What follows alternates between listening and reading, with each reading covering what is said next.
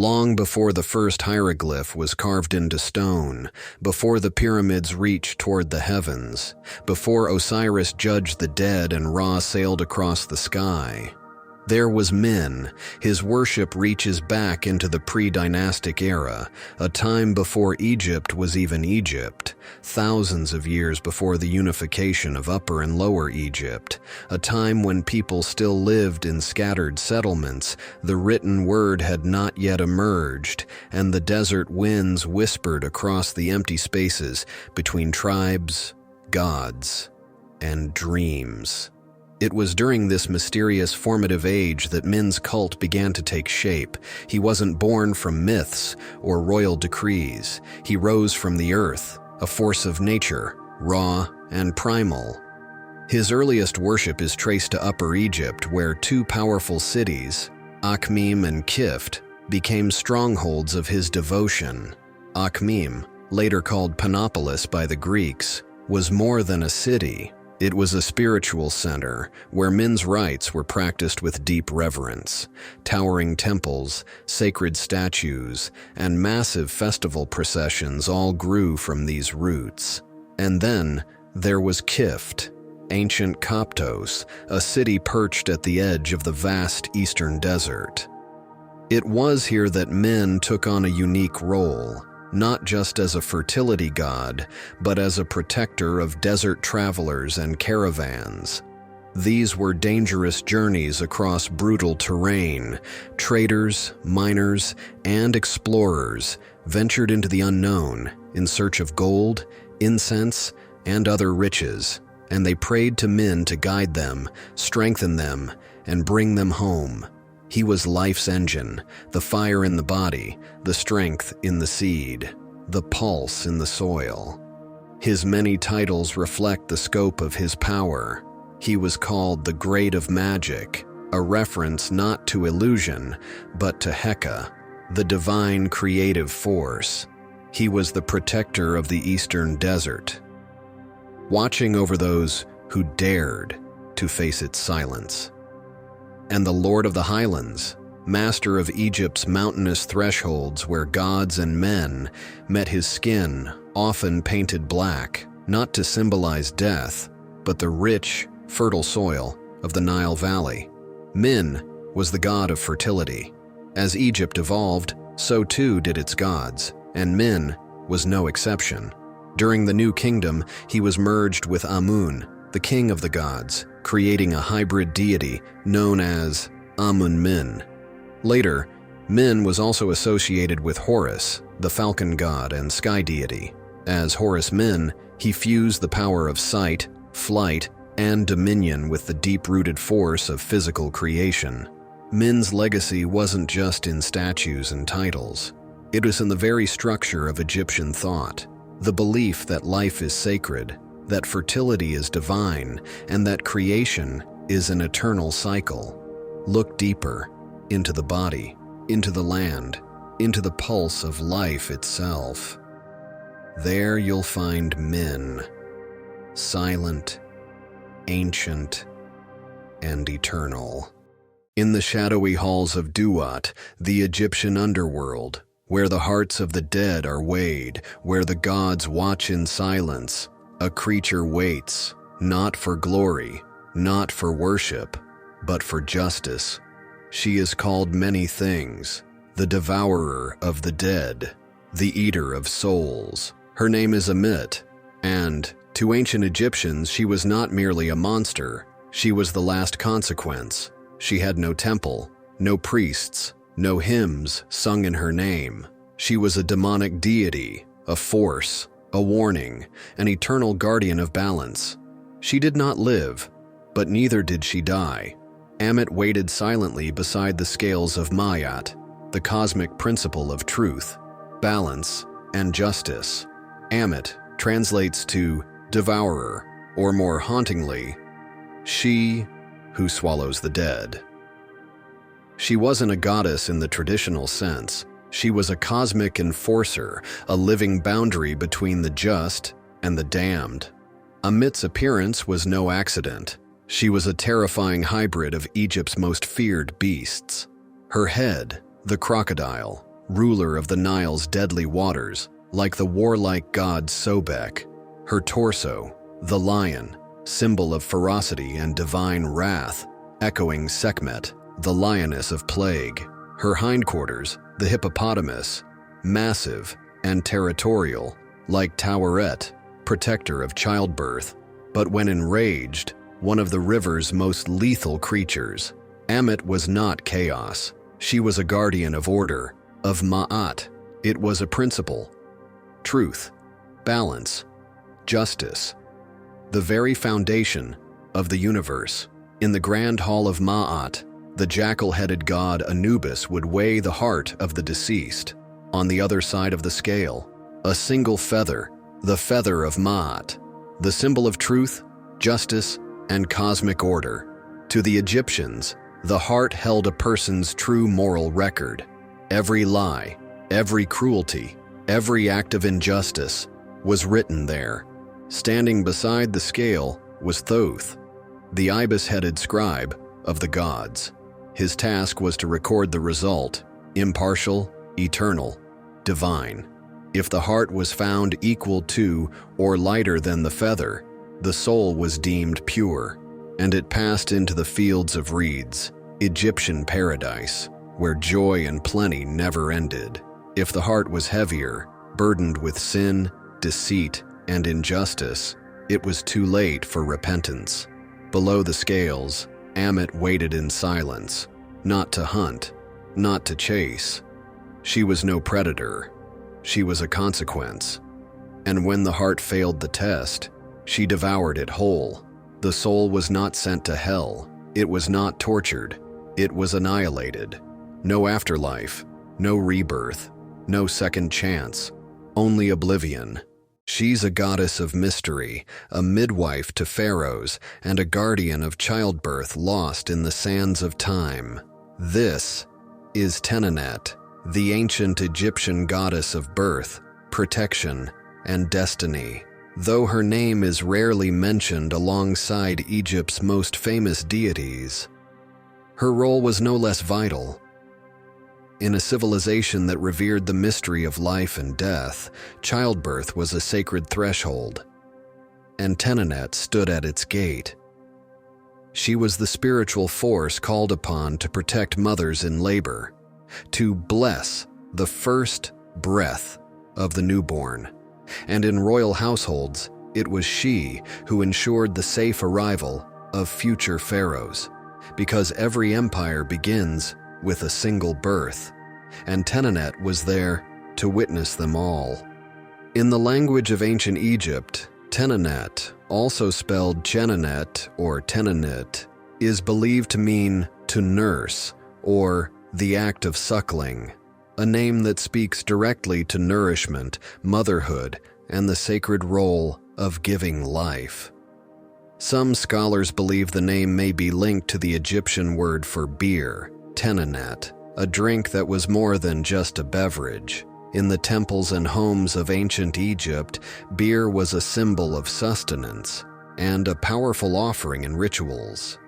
In a pantheon crowded with maternal goddesses, Tenenet often blended into others. Her identity overlapped with Isis, the ultimate mother goddess, Hathor, the joyful nurturer, and Meshkenet, the goddess of fate and birth.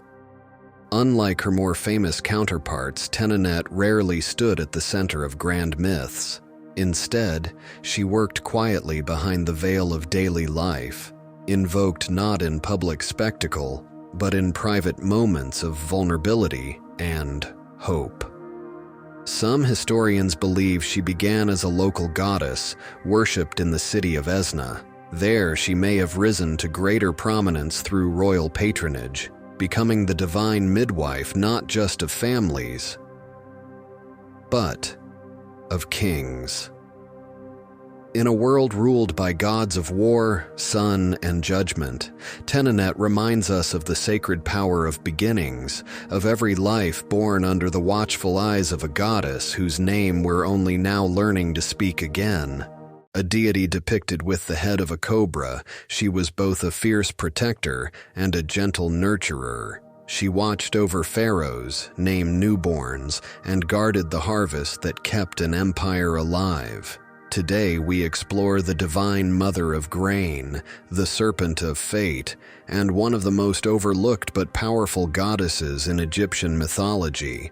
Renanutet, also spelled Ranut or Ernutet, was a goddess with a name that means she who nourishes, fitting since her roles were deeply tied to feeding both body and soul.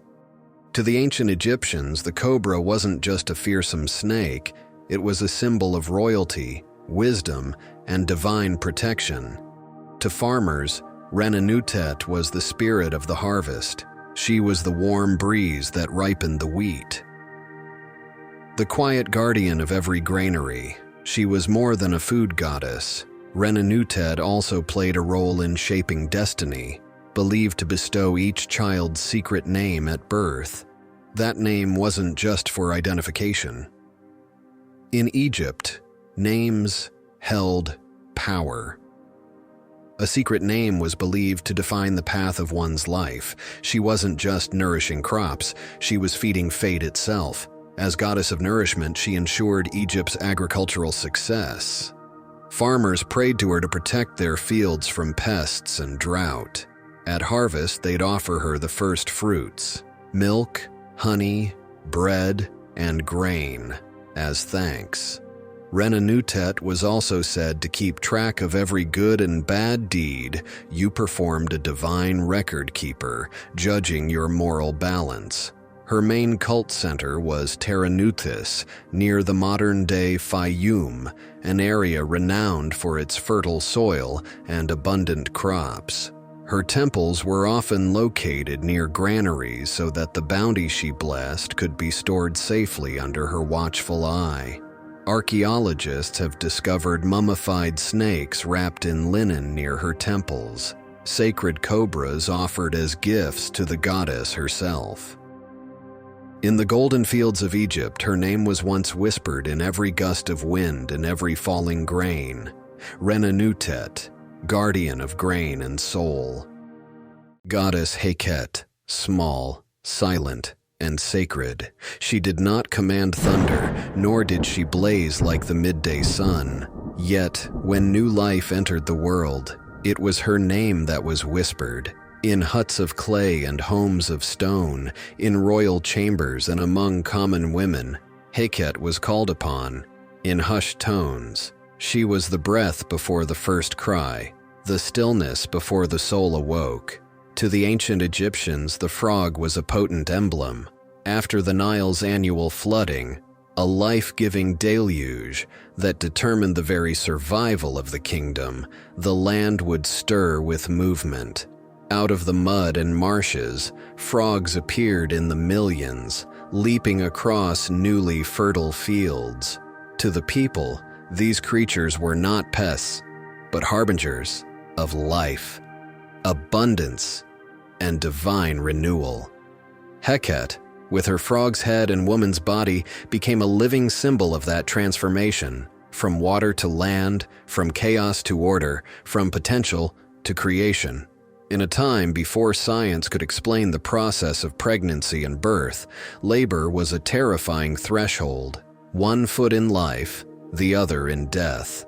With no hospitals, no anesthetics, and no guarantee of survival, Egyptian women turned to Heket for mercy.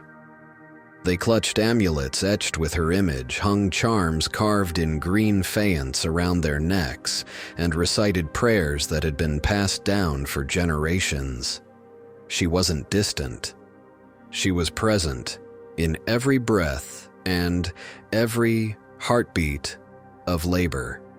Khnum, the ram-headed god of creation, shaped human beings on his potter's wheel from clay drawn from the Nile. His work was incomplete without Heket. It was she who breathed the life force into each form, making them more than shapes of mud.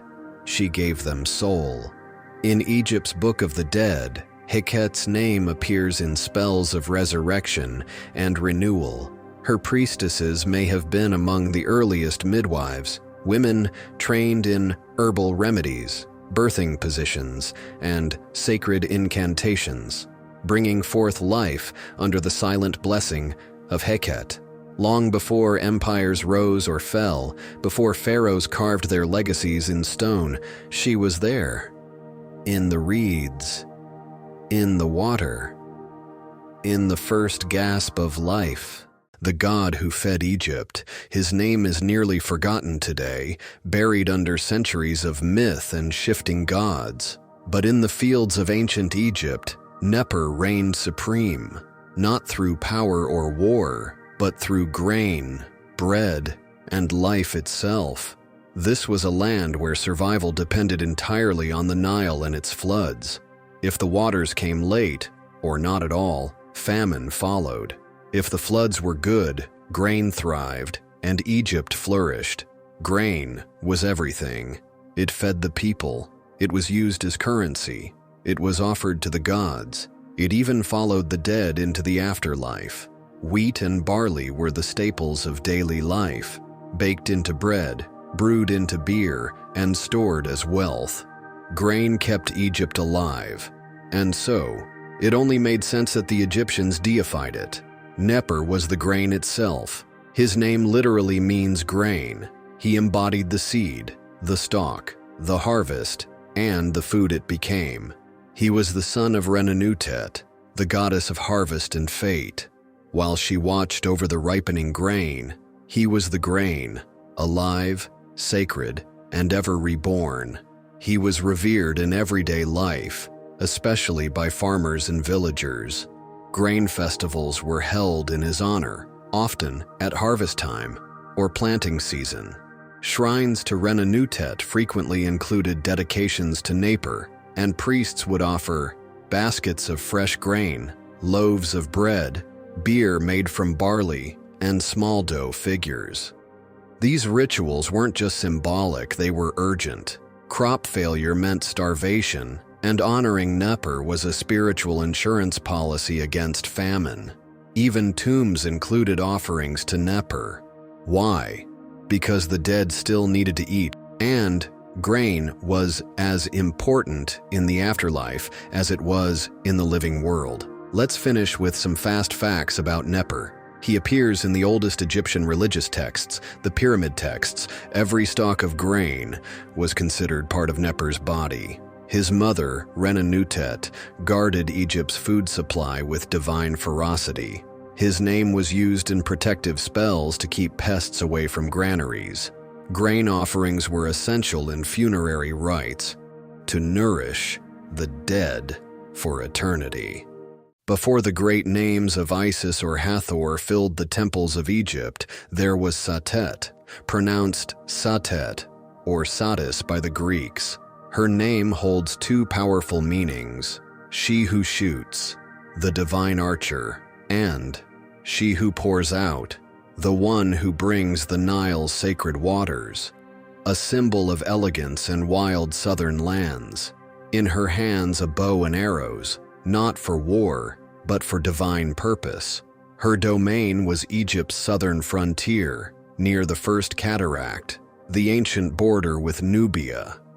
She was the divine emissary who welcomed the waters from the south, the very lifeblood of Egypt.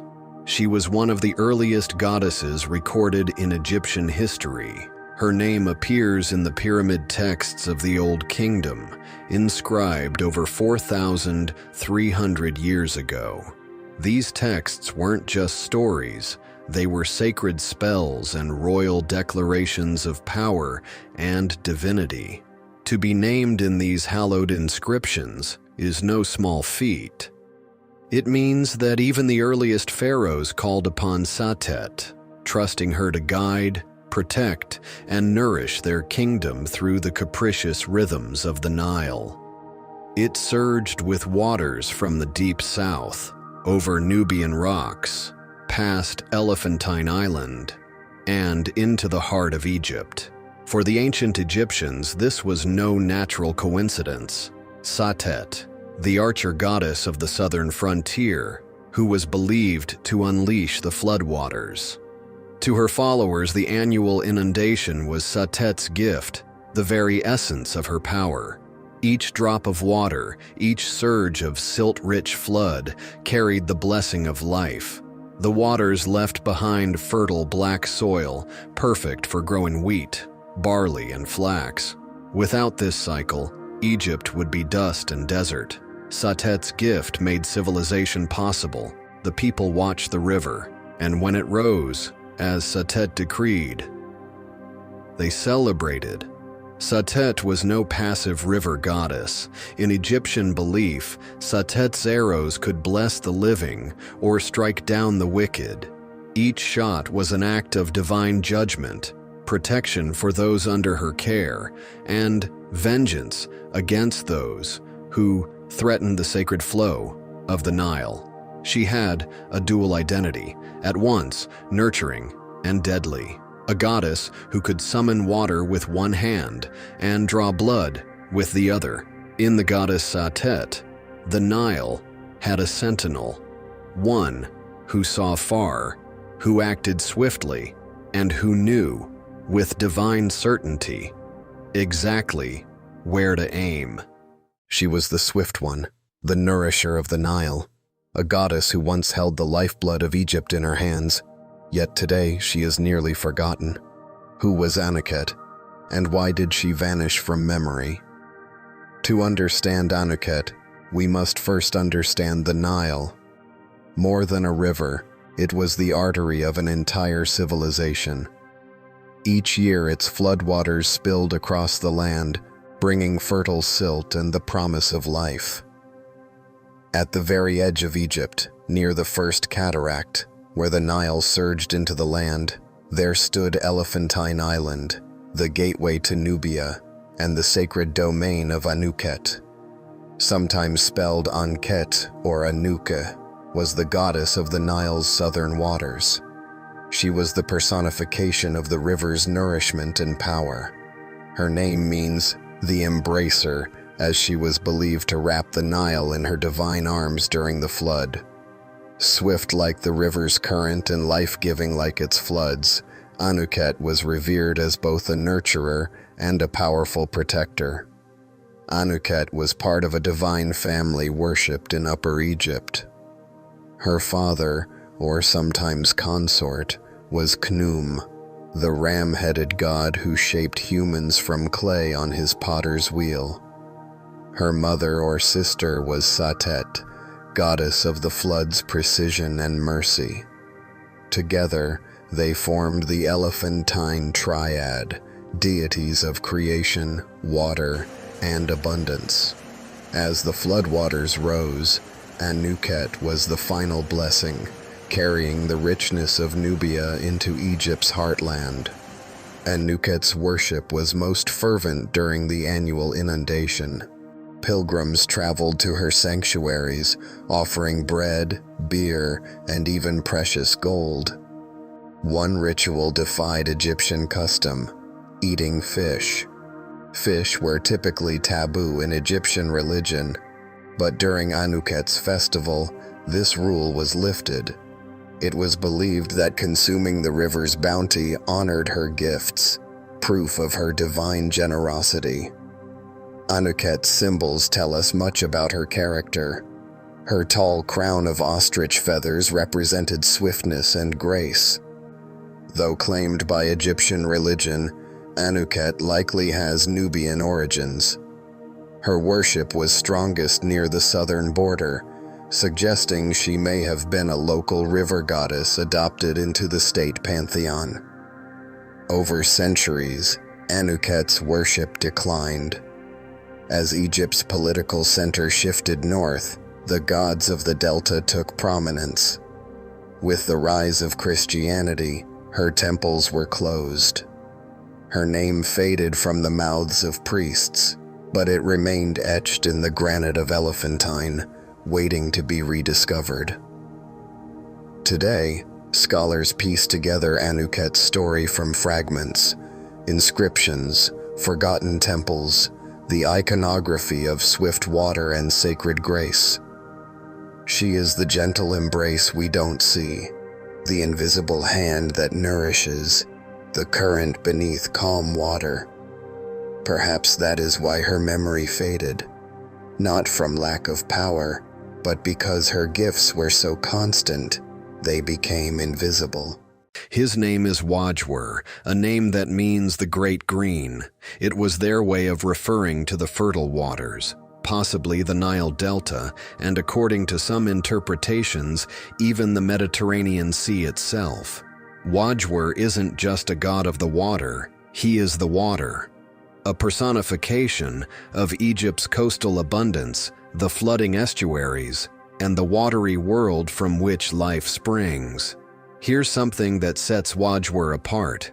Some ancient texts hint at a degree of gender ambiguity. In certain interpretations, he may have been androgynous, containing both male and female elements. Why? Because fertility, in its purest form, often transcends gender. It's about the power to create and nourish life.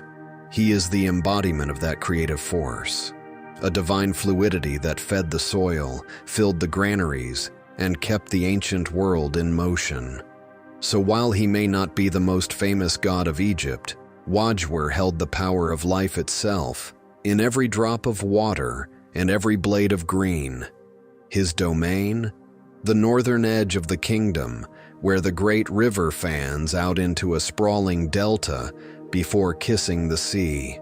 To the ancient Egyptians, this lush, life-brimming region was known as the Great Green, a poetic term that described the vast, fertile waters of the Mediterranean Sea and the Nile Delta. But it wasn't just a poetic flourish. The Great Green was believed to be alive, divine, a force of nature, and Wajwer was its personification. Marshes, estuaries, lagoons. This is where his power came to life. He wasn't just the god of water, but of water doing something vital, soaking soil, feeding fish, sustaining papyrus, and birthing birds. He was believed to exist right where these worlds met. In mythic terms, he stood at the threshold, a guardian of transitions. Much like the delta itself, Wajwer was a space of convergence and change. He never starred in a major myth, no epic tales, no great battles, no cosmic rebirths. Instead, he pops up quietly, in pyramid texts, in funerary art, in northern tombs. This has led some scholars to believe that he may have had a regional cult, possibly centered in the Delta or northern Egypt. He wasn't a universal god, but a local protector, woven into the daily rhythms of farmers and fishermen. In the Amarna period, during the reign of the heretic king Akhenaten, Wajwer's image briefly resurfaces, suggesting his worship may have quietly persisted, even as Egypt's religious landscape underwent radical change.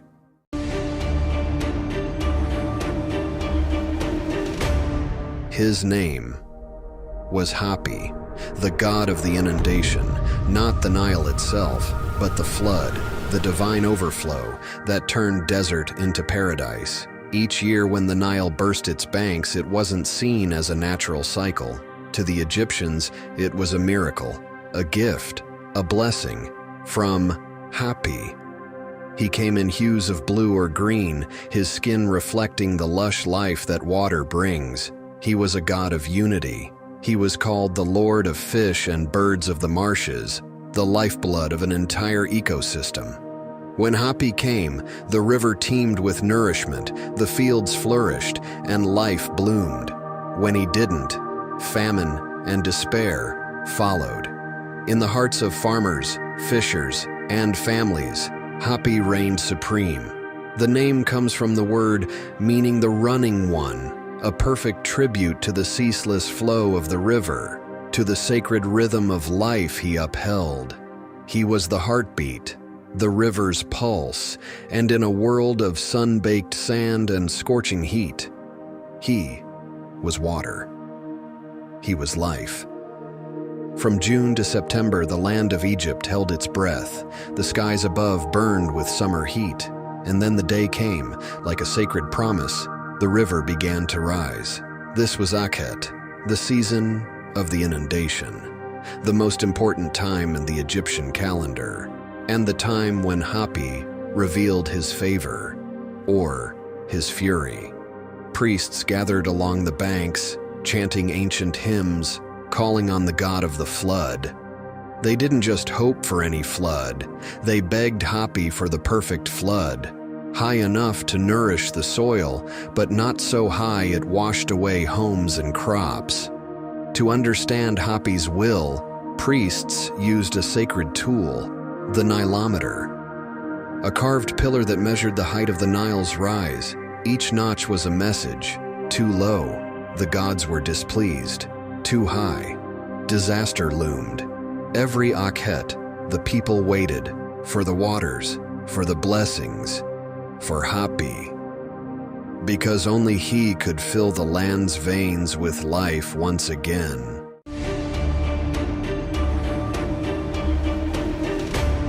Mehet Weret translates to the Great Flood, or the Great One who overflows. This connects her to the Nile River. The Nile meant so much to the ancient Egyptians as it was a source of life, allowing crops to grow, civilizations to flourish, and people to thrive. Each year the great floodwaters would rise, replenishing the land with fertile soil, a cycle of renewal that echoed the power of the goddess. Her true domain lay in the heavens. She was linked to the primordial waters of creation. Her name appears in sacred pyramid texts, some of the oldest religious writings in history, dating back over 4,500 years to Egypt's Old Kingdom. These texts describe her as a provider of nourishment, a bringer of light and cosmic balance. In Egyptian art, she is almost always shown as a majestic cow adorned with a radiant sun disk, a sign of her close connection to the sun god Ra. Many Egyptian gods were feared as much as they were worshipped. Mehet Weret was different. She was a force of order, balance, and renewal, guiding the universe with gentle strength. Rather than being feared, she was deeply respected as a nurturing presence in the cycle of life and creation. In its reflection, he was the Nile's hunger, its rage, its power, with teeth. Let's see how the ancient god Sobek wasn't just feared, he was needed.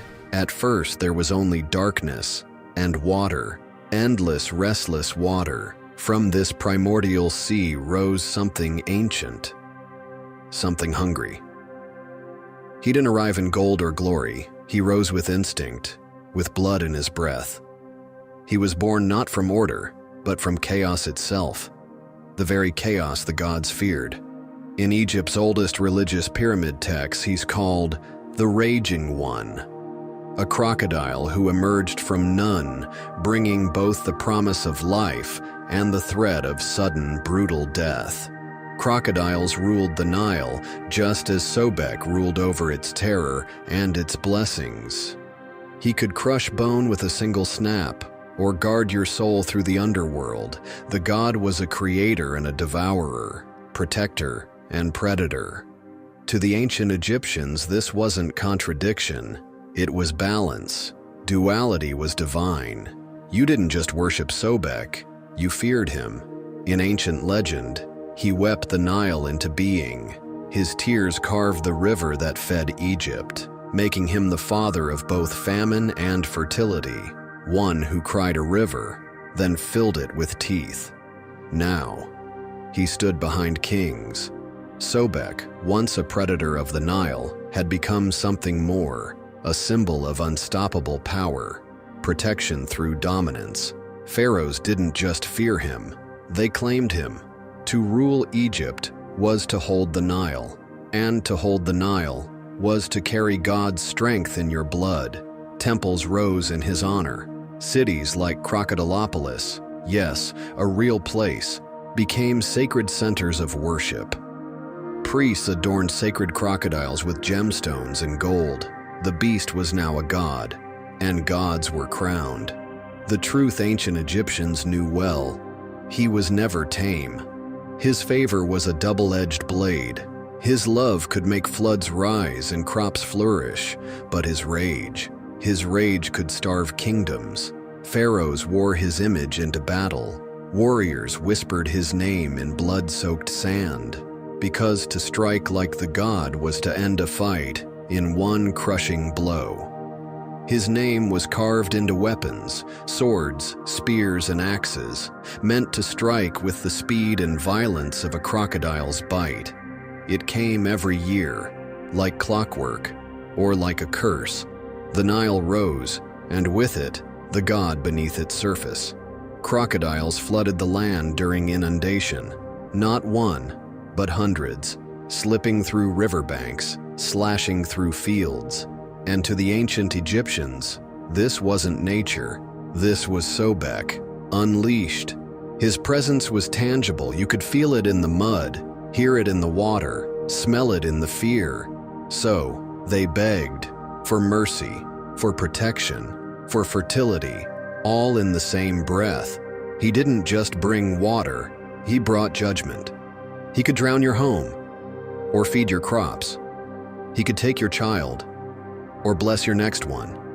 He was the Nile itself, its chaos, its rhythm, its wrath. And still, they built his temples higher.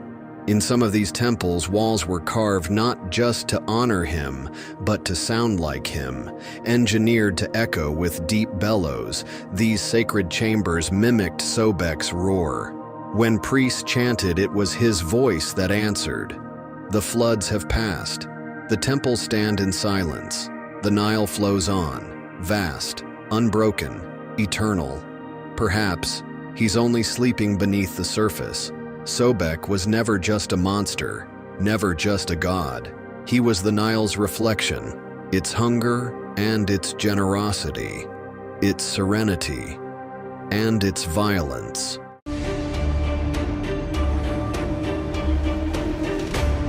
Gods took many forms: jackals, falcons, cats, crocodiles. But one deity stood apart, with no animal form, no human face, only light. This was Aten, the radiant sun disk. The first known mentions of Aten date back to the Middle Kingdom, around 2000 BCE. At that time, he wasn't worshipped as a distinct god, but rather as an aspect of Ra, the powerful sun god.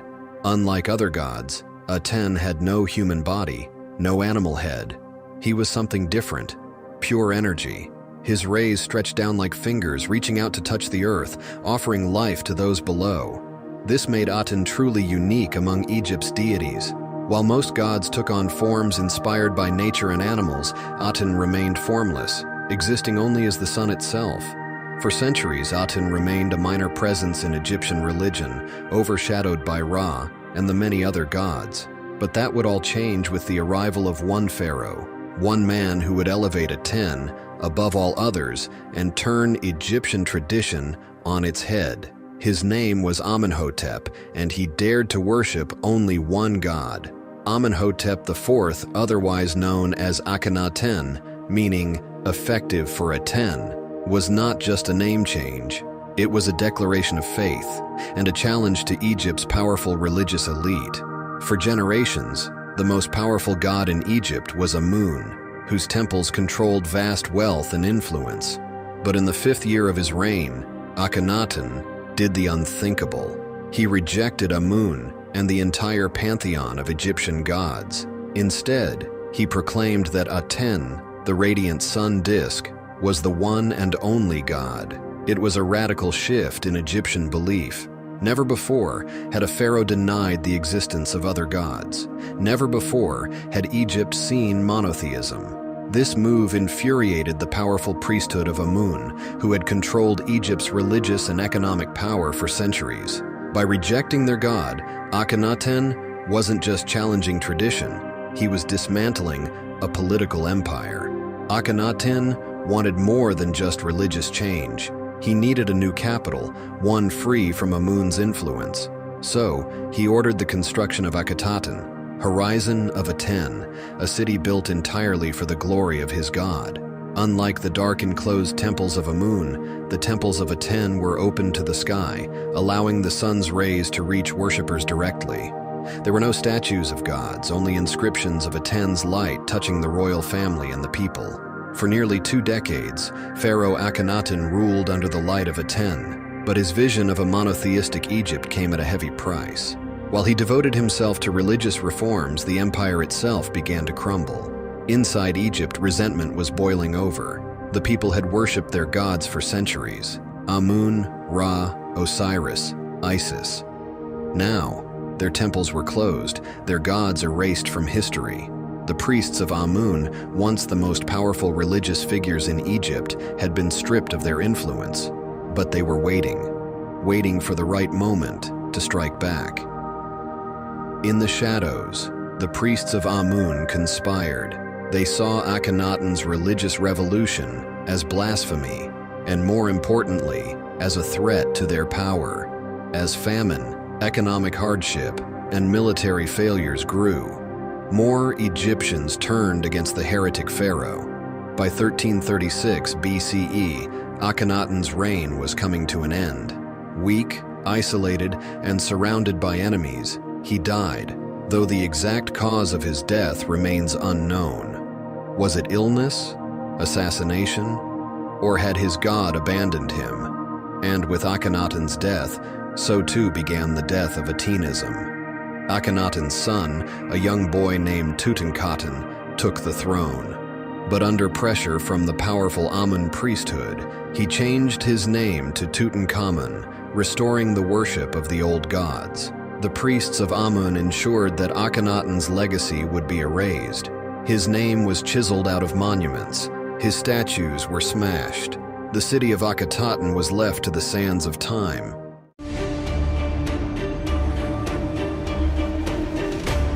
Khepri doesn't have grand temples or widespread worship. Instead, his power is woven into the very fabric of existence. He is the force of creation and the eternal cycle of the rising sun. In the ancient Egyptian language, Khepri means he who is coming into being. He is the god of transformation, of endless renewal, just like the sun that rises each morning, bringing light after darkness. The ancient Egyptians closely observed the world around them, and they saw something extraordinary: the scarab beetle rolling a ball of dung across the sand, seemingly with purpose. To them, it was more than just insect behavior. It was a reflection of a divine truth. They believed Khepri, like the beetle, was responsible for rolling the sun across the sky each day, ensuring its safe journey from the underworld to the land of the living. As the sun disappeared at night, it traveled through the realm of the dead, only to be reborn at dawn, just as Khepri willed it. To the ancient Egyptians, he represented the idea that life is always in motion, that nothing is stagnant. Every day is a new beginning, every moment an opportunity for renewal. This belief was so powerful that scarab amulets became some of the most common symbols in Egyptian culture, often placed in tombs to ensure safe passage to the afterlife. He was a symbol of hope, of eternal rebirth. The sun was a divine force, cycling through life, death, and rebirth each day. And at the heart of this eternal cycle stood 3 powerful gods: Khepri at dawn, Ra at midday, and Atum at sunset. Just as a scarab beetle pushes its ball of dung across the earth, Khepri was believed to push the sun into the sky each morning, ensuring its daily rebirth. The sun didn't simply rise on its own. Each night, as Ra traveled through the underworld, he battled the forces of chaos and destruction. The great serpent Apophis, the embodiment of darkness, sought to devour the sun and trap the world in eternal night. It was Khepri's divine responsibility to ensure that the sun emerged victorious, renewed, and reborn. Scarabs were placed in tombs, carved into amulets, and inscribed with spells from the Book of the Dead. These sacred charms symbolized the soul's transformation and rebirth in the afterlife, guided by Khepri's divine hand. One of the most important of these amulets was the heart scarab. It was meant to protect the deceased during the weighing of the heart, a crucial test where the heart was measured against the feather of Ma'at, the goddess of truth. If the heart was light and pure, the soul could pass into paradise.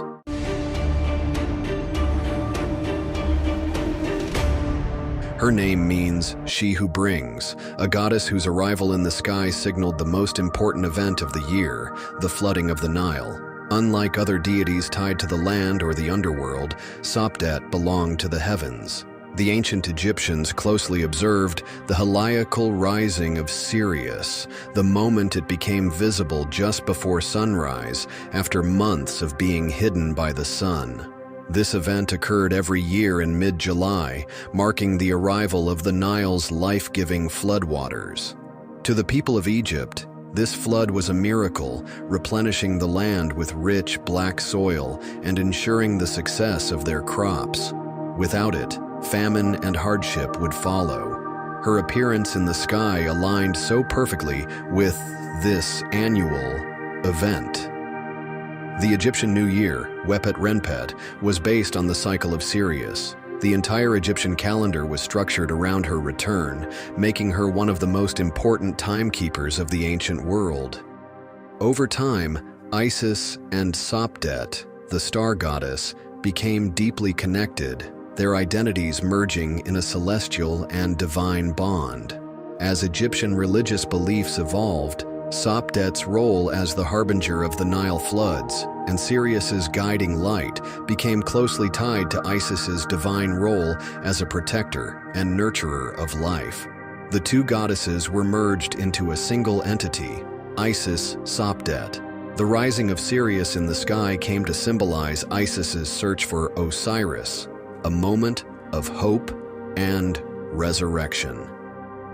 Just as Isis found and restored Osiris, so too did Sirius signal the return of life-giving waters to Egypt.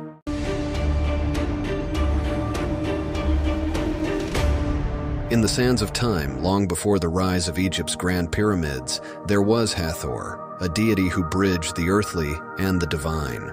One of the earliest and most revered goddesses, Hathor's origins stretch back to the pre-dynastic period of Egypt, over 5,000 years ago. Initially, Hathor was worshipped in her most primal and nurturing form, a divine cow.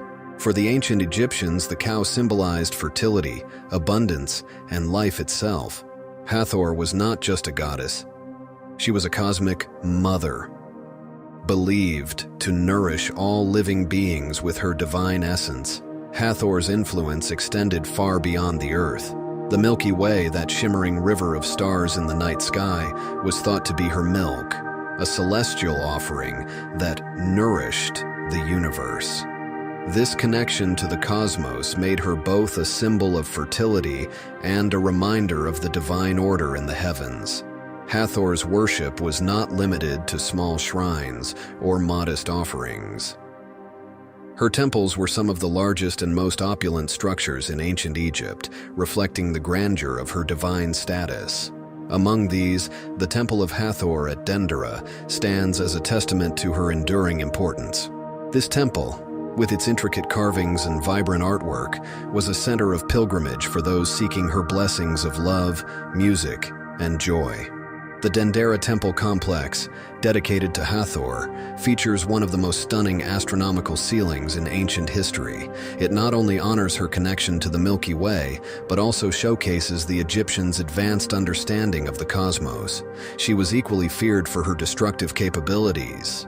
Her multifaceted nature made her an indispensable figure in the Egyptian pantheon. She was often portrayed as the mother of Horus, the falcon-headed god of kingship. She symbolized protection, care, and the sacred bond between mother and child. Hathor was also linked to the sun god Ra. She was considered his wife or consort, and more importantly, his protector. Known as the Eye of Ra, Hathor embodied the sun's fiery power, defending Ra from his enemies. In this form, she became a fierce avenger, ensuring the balance of Ma'at, the cosmic order. One of the most famous myths involving Hathor reveals her duality, her capacity for both creation and destruction. In the story of Ra's wrath against humanity, Hathor transformed into Sekhmet, a ferocious lioness goddess. Sekhmet unleashed devastation upon the earth, punishing humanity for their rebellion against Ra. To stop Sekhmet's rampage, Ra tricked her by dyeing beer red to resemble blood. Thinking it was blood, Sekhmet drank the beer and became intoxicated, pacifying her rage and returning her to her nurturing Hathor form. She was deeply connected to other gods, playing a role in fertility, creation, and the afterlife. As the goddess of music, dance, and joy, she brought happiness to both the living and the dead. For the ancient Egyptians, the stars weren't just distant lights, they were divine markers of time and balance. The Dendera zodiac is one of the earliest known depictions of the zodiac. It includes representations of constellations like Leo, Taurus, and Aquarius, demonstrating the Egyptians' profound knowledge of the heavens. Beneath the temple lie mysterious crypts used to store sacred artifacts and hidden treasures. These crypts are intricately decorated, offering glimpses into the rituals and beliefs associated with Hathor. Another remarkable feature of the temple is its sacred birthing chamber, a space dedicated to childbirth rituals and the goddess's protection.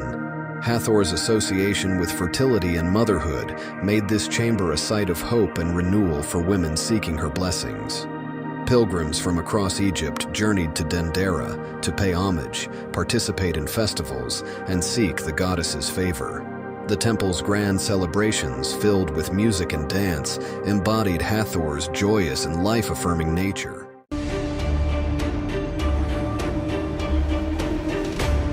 Her name itself is a clue to her significance. Tefnut derives her name from the ancient Egyptian word for moisture, encapsulating her role as a fundamental life-sustaining force within the cosmological framework of early Egyptian theology. As moisture is essential for life, her presence in the pantheon signified an understanding of the vital interconnection between natural elements and divine power. She was born from Adam, the primordial sun god, in a rather unique way, through spitting or exhaling. This divine breath of life brought Tefnut and her twin brother Shu into existence. Some interpretations suggest this act symbolizes the manifestation of tangible elements from an abstract cosmic force, illustrating the interplay between order and chaos in early Egyptian thought. Together, these two deities formed the first divine pair, embodying the fundamental forces of air and moisture, both crucial for sustaining life. This dynamic balance between Shu and Tefnut laid the foundation for the structure of the universe, as air and moisture are indispensable for fertility and sustenance. Her role in primordial creation and cosmic balance set the stage for the formation of the universe as the ancient Egyptians understood it. She and Shu became the parents of Geb, the god of the earth, and Nut, the goddess of the sky. This union gave rise to the first divine family, establishing the very structure of the cosmos and providing a mythological explanation for the separation of the heavens and the earth. The relationship between these deities underscored the Egyptians' conceptualization of the world as a structured and harmonious entity, with divine beings governing natural forces. In one well-known story, she exiles herself to Nubia after a dispute with Ra, the sun god. This self-imposed exile plunges Egypt into chaos, as moisture, the element she embodies, disappears, leading to drought and suffering. The absence of Tefnut serves as an allegory for the precarious balance between abundance and scarcity, reinforcing the notion that divine harmony must be preserved. Recognizing the imbalance, the gods sent Thoth, the god of wisdom, and Shu to convince Tefnut to return. Through a combination of persuasion, diplomacy, and reverence, they succeed, and the goddess reintegrates into the divine order. Her return symbolizes the restoration of Ma'at, the fundamental principle of order, balance, and justice in the universe. Tefnut is often depicted as a lioness-headed goddess, a form that links her to the fierce and protective aspects of divine power. She is closely associated with both the sun and moisture, an intriguing duality that represents the essential balance between fire and water. She was venerated in temples, particularly in Heliopolis, one of the most important religious centers of ancient Egypt. Her worship was intertwined with both lunar and solar cults, signifying her connection to celestial cycles. These associations positioned her as a deity of transitions, capable of bridging different realms and elements. Priests conducted rituals in her honor, emphasizing her role in maintaining balance within the cosmos. Through prayers, offerings, and ceremonies, they sought her blessings to ensure the continued harmony of nature. Festivals celebrating her power often included processions and recitations, invoking her role as both a giver and sustainer of life.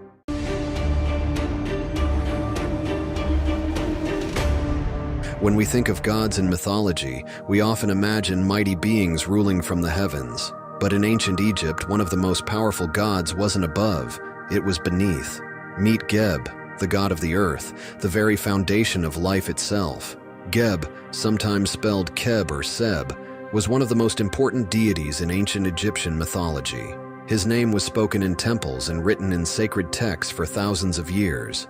As the god of the earth, Geb was more than just a divine being. He was the land itself. The Egyptians believed that the very ground they walked on, the mountains they saw, and even the fertile soil that fed their crops, all of it was Geb's body. He was often depicted with green skin, a symbol of life, fertility, and renewal. It represented how the earth, like Geb, nurtured everything upon it. His body was covered in plants, his laughter was said to cause earthquakes, and his tears created rivers. Geb's story isn't just about the land, it's about love and separation. He was deeply connected to Nut, the sky goddess, and together they formed a cosmic balance. The ancient Egyptians believed the two were once inseparable, locked in an eternal embrace, until their father, Shu, the god of air, forced them apart. This is why the sky hovers above and the earth remains below, forever reaching but never touching. Their love endured. Even in separation, they found a way to remain connected. It was believed that when rain fell, they were weeping for one another. And when the earth trembled with an earthquake, it was Geb crying out for Nut, trying to reach her once more. Though they could never be together, Geb and Nut still created life. From their love came four of the most important gods in Egyptian mythology: Osiris, the wise ruler of the underworld; Isis, the goddess of magic and motherhood; Set, the god of chaos and storms; and Nephthys, the guardian of the dead. Pharaohs were called heirs of Geb, signifying their divine right to rule over the land. To rule Egypt was to inherit the power of Geb himself. In the vast tapestry of ancient Egyptian mythology, every deity has its place and purpose. Nephthys, though often overlooked, holds a unique position in the divine family of Heliopolis. But who was she, and how did she fit into the grand cosmic narrative? Nephthys was born from the union of Geb, the earth, and Nut, the sky. She was the youngest of four siblings, alongside Osiris, the god of order and fertility; Isis, the goddess of magic and motherhood; and Set. Unlike her siblings, Nephthys rarely took the spotlight. She played a quieter, yet equally vital role as a supportive and protective presence. Her name, Nebuhet, translates to Lady of the House, a title that reflects her dual significance. It could represent her protective nature, guarding sacred spaces, or even a royal household, reinforcing her ties to the pharaoh's divine authority. In Egyptian art and rituals, Nephthys often appears as a mourner and a protector of the dead, ensuring safe passage for souls into the afterlife. This role aligns her with Isis, her sister, with whom she shares the duality of life and death, creation and destruction. In the myth, Nephthys mourns the brutal death of her brother Osiris, who was betrayed and dismembered by her husband, Set. Despite her complex relationship with Set, Nephthys joins her sister Isis in a mission of restoration and hope. Together, Isis and Nephthys gather Osiris's scattered remains. Nephthys is often depicted as standing at his head while Isis stands at his feet, their roles complementary in bringing Osiris back to life. Their efforts symbolize a balance of forces: creation and destruction, life and death. Nephthys also acted as a protector of Osiris's body. This connection to funerary practices cemented her role as a guardian of the dead, ensuring the deceased were safe as they transitioned to the afterlife. Nephthys' relationship with Set adds another layer of complexity to her character. She is often portrayed as his consort, yet she opposes his chaotic and destructive nature. In some interpretations, her alliance with Isis against Set is a powerful symbol of order overcoming chaos. One of the more intriguing aspects of Nephthys' story is her alleged affair with Osiris, which, according to some myths, led to the birth of Anubis. As the god of mummification, Anubis continues her legacy of protecting and guiding souls in the afterlife. In funerary rites, Nephthys is depicted as a mourner and a guide for the dead. Nephthys is often seen as a counterpart to Isis. While Isis embodies life, fertility, and magic, Nephthys represents death, decay, and mourning. Together, they form a duality essential to the Egyptian understanding of existence. Nephthys' protective role extended beyond myth into rituals, where she featured prominently in the Book of the Dead. Her presence ensured that the soul was guided safely to judgment and ultimately to eternal peace. Nephthys represents protection, night, and the unseen aspects of life and death. She embodies the mysterious forces that operate in the background, unseen yet essential. Isis was born to Geb, the earth god, and Nut, the sky goddess, making her one of the key deities in the Egyptian pantheon. She was the sister and wife of Osiris, the god of the afterlife, and mother of Horus, the falcon-headed god of kingship. Her family ties symbolize her integral role in maintaining cosmic balance and harmony. The myth of Osiris is one of ancient Egypt's most captivating tales, and Isis plays the heroine. When Seth, Osiris's jealous brother, murdered him and scattered his body parts across Egypt, Isis embarked on a tireless quest to recover them. Using her unparalleled magical abilities, Isis reassembled Osiris's body and brought him back to life, albeit briefly. This act of resurrection not only cemented her as a goddess of magic, but also as a symbol of undying devotion and love. After reviving Osiris, Isis used her divine magic to conceive their son, Horus. She then raised him in secrecy, protecting him from Seth's wrath. Horus would grow to avenge his father and claim his rightful place as ruler, fulfilling Isis's role as the ultimate mother and protector. Through her unwavering dedication, Isis ensured the continuation of divine justice and the pharaoh's lineage, as Horus became the living embodiment of kingship. One of the most iconic sites dedicated to Isis is the Temple of Philae, located on an island in the Nile River. This magnificent structure became a major center for Isis worship, drawing pilgrims from across Egypt and beyond. The temple, adorned with depictions of Isis and scenes from her mythology, stood as a beacon of her divine power. But Philae was not alone. Temples dedicated to Isis dotted the landscape of ancient Egypt and Nubia, each serving as a hub for religious ceremonies and devotion. Her presence was felt in cities, villages, and even in the hearts of the Nile Valley. In these temples, priests honored Isis through elaborate rituals and offerings. Daily life was infused with her presence, from the lighting of incense to grand ceremonies marking the changing seasons. Offerings of food, drink, and flowers were common, as people sought her blessings for health, fertility, and protection. As Egyptian culture spread through trade and conquest, so did the worship of Isis. Her cult became particularly prominent during the Greco-Roman period, when her mythology and symbols were embraced by new cultures. Did you know that Isis's name in hieroglyphs translates to throne? This isn't just symbolic. She was literally seen as the foundation of royal power in ancient Egypt, embodying the divine authority that supported the pharaoh. In ancient Egyptian, she was called Aset, but when her worship spread to the Greco-Roman world, she became known as Isis. This transition marked her transformation into a global deity, worshipped far beyond her original homeland. Remarkably, the worship of Isis was one of the longest-lasting in human history. Temples dedicated to her continued to operate until the 6th century, centuries after the fall of ancient Egypt.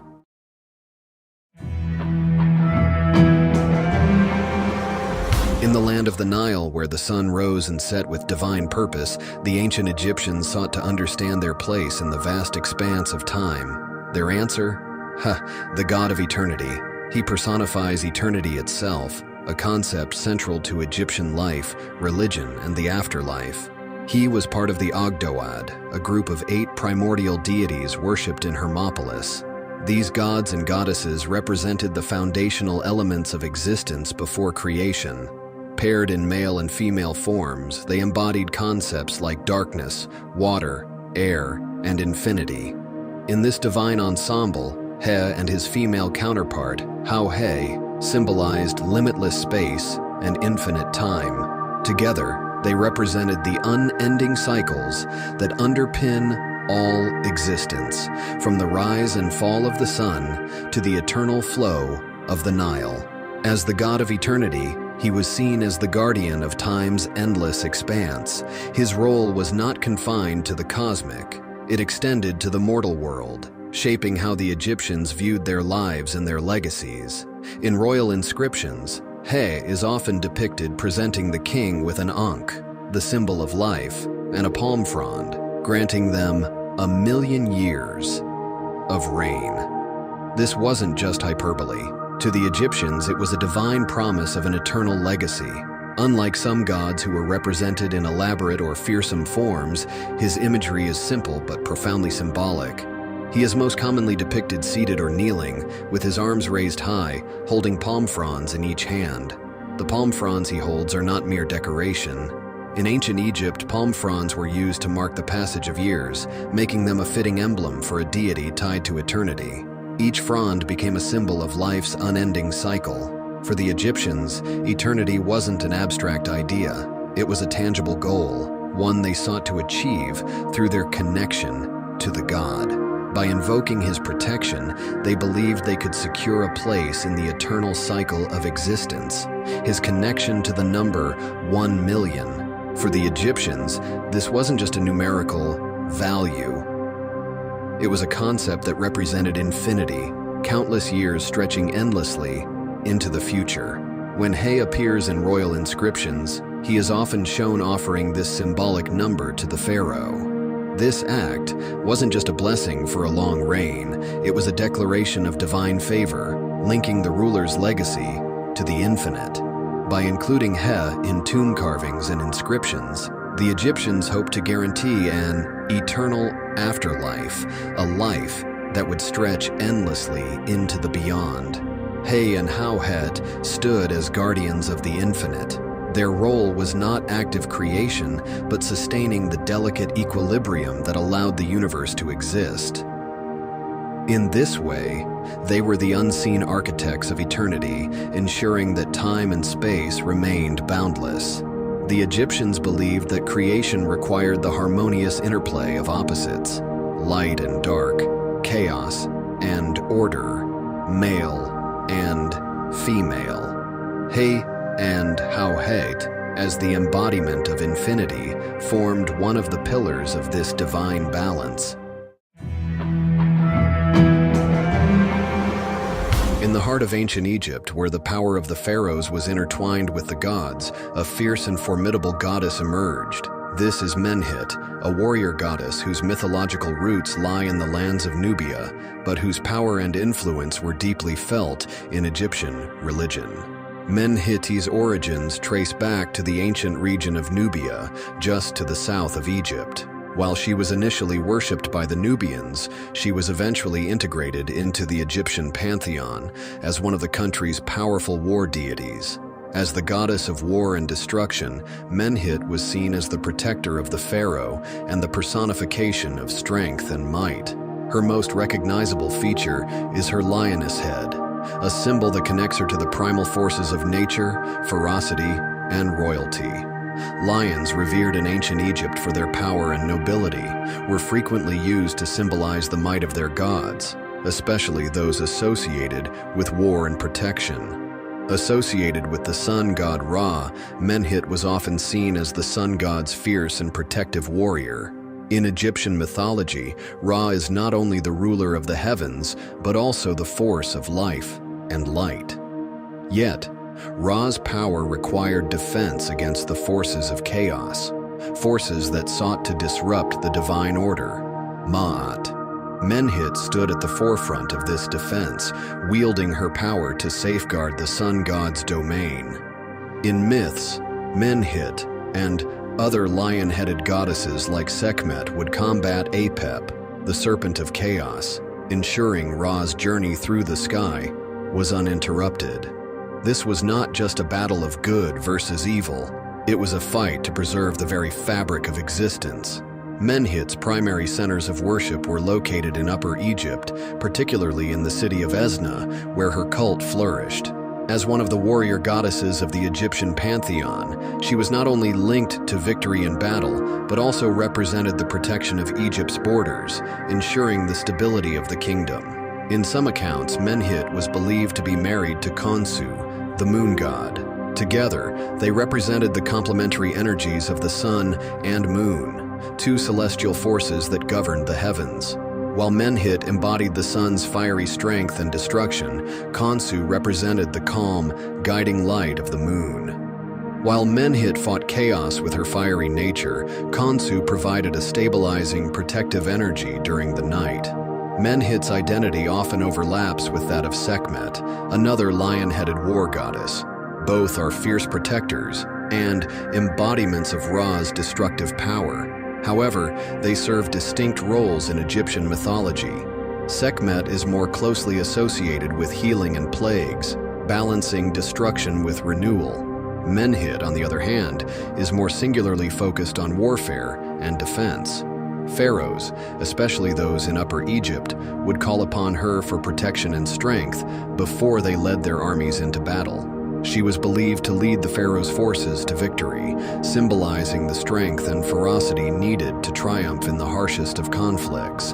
In times of war, Menhit was more than just a distant divine figure. She was a force to be reckoned with, revered and feared by those who sought to challenge Egypt's power. To the ancient Egyptians, the Nile was the very lifeblood of their civilization, and one god stood at the crossroads of creation and the river's sacred waters, Khnum, recognized by his ram's head, crowned with curved horns that symbolize strength, vitality, and fertility. These attributes made him an emblem of life itself, as central to human existence as the Nile. Known as the divine potter, Khnum played a critical role in Egyptian mythology. According to legend, he crafted human bodies on his potter's wheel, meticulously shaping not only their physical forms, but also their ka, the spiritual essence that accompanied each individual through life and into the afterlife. Khnum wasn't just a creator god. He was also believed to be the guardian of the Nile's source, the keeper of its life-giving waters. Each year, the river's inundation brought nutrient-rich silt to the farmlands, ensuring the prosperity of Egypt. This connection to the Nile made Khnum indispensable, not just spiritually, but also in the practical lives of the people. The ram's head, a symbol of Khnum, was more than just a nod to his association with fertility. Rams were revered animals in ancient Egypt, embodying power and virility. By adopting the ram's image, Khnum represented not only human creation, but also the Nile's regenerative and life-giving energy. According to myth, Khnum worked tirelessly at his potter's wheel, forming each individual with his hands. Using the rich, fertile clay of the Nile River, he created not only their bodies but also their ka, a spiritual double that was believed to accompany every person throughout life and into the afterlife. The ka was more than just a soul.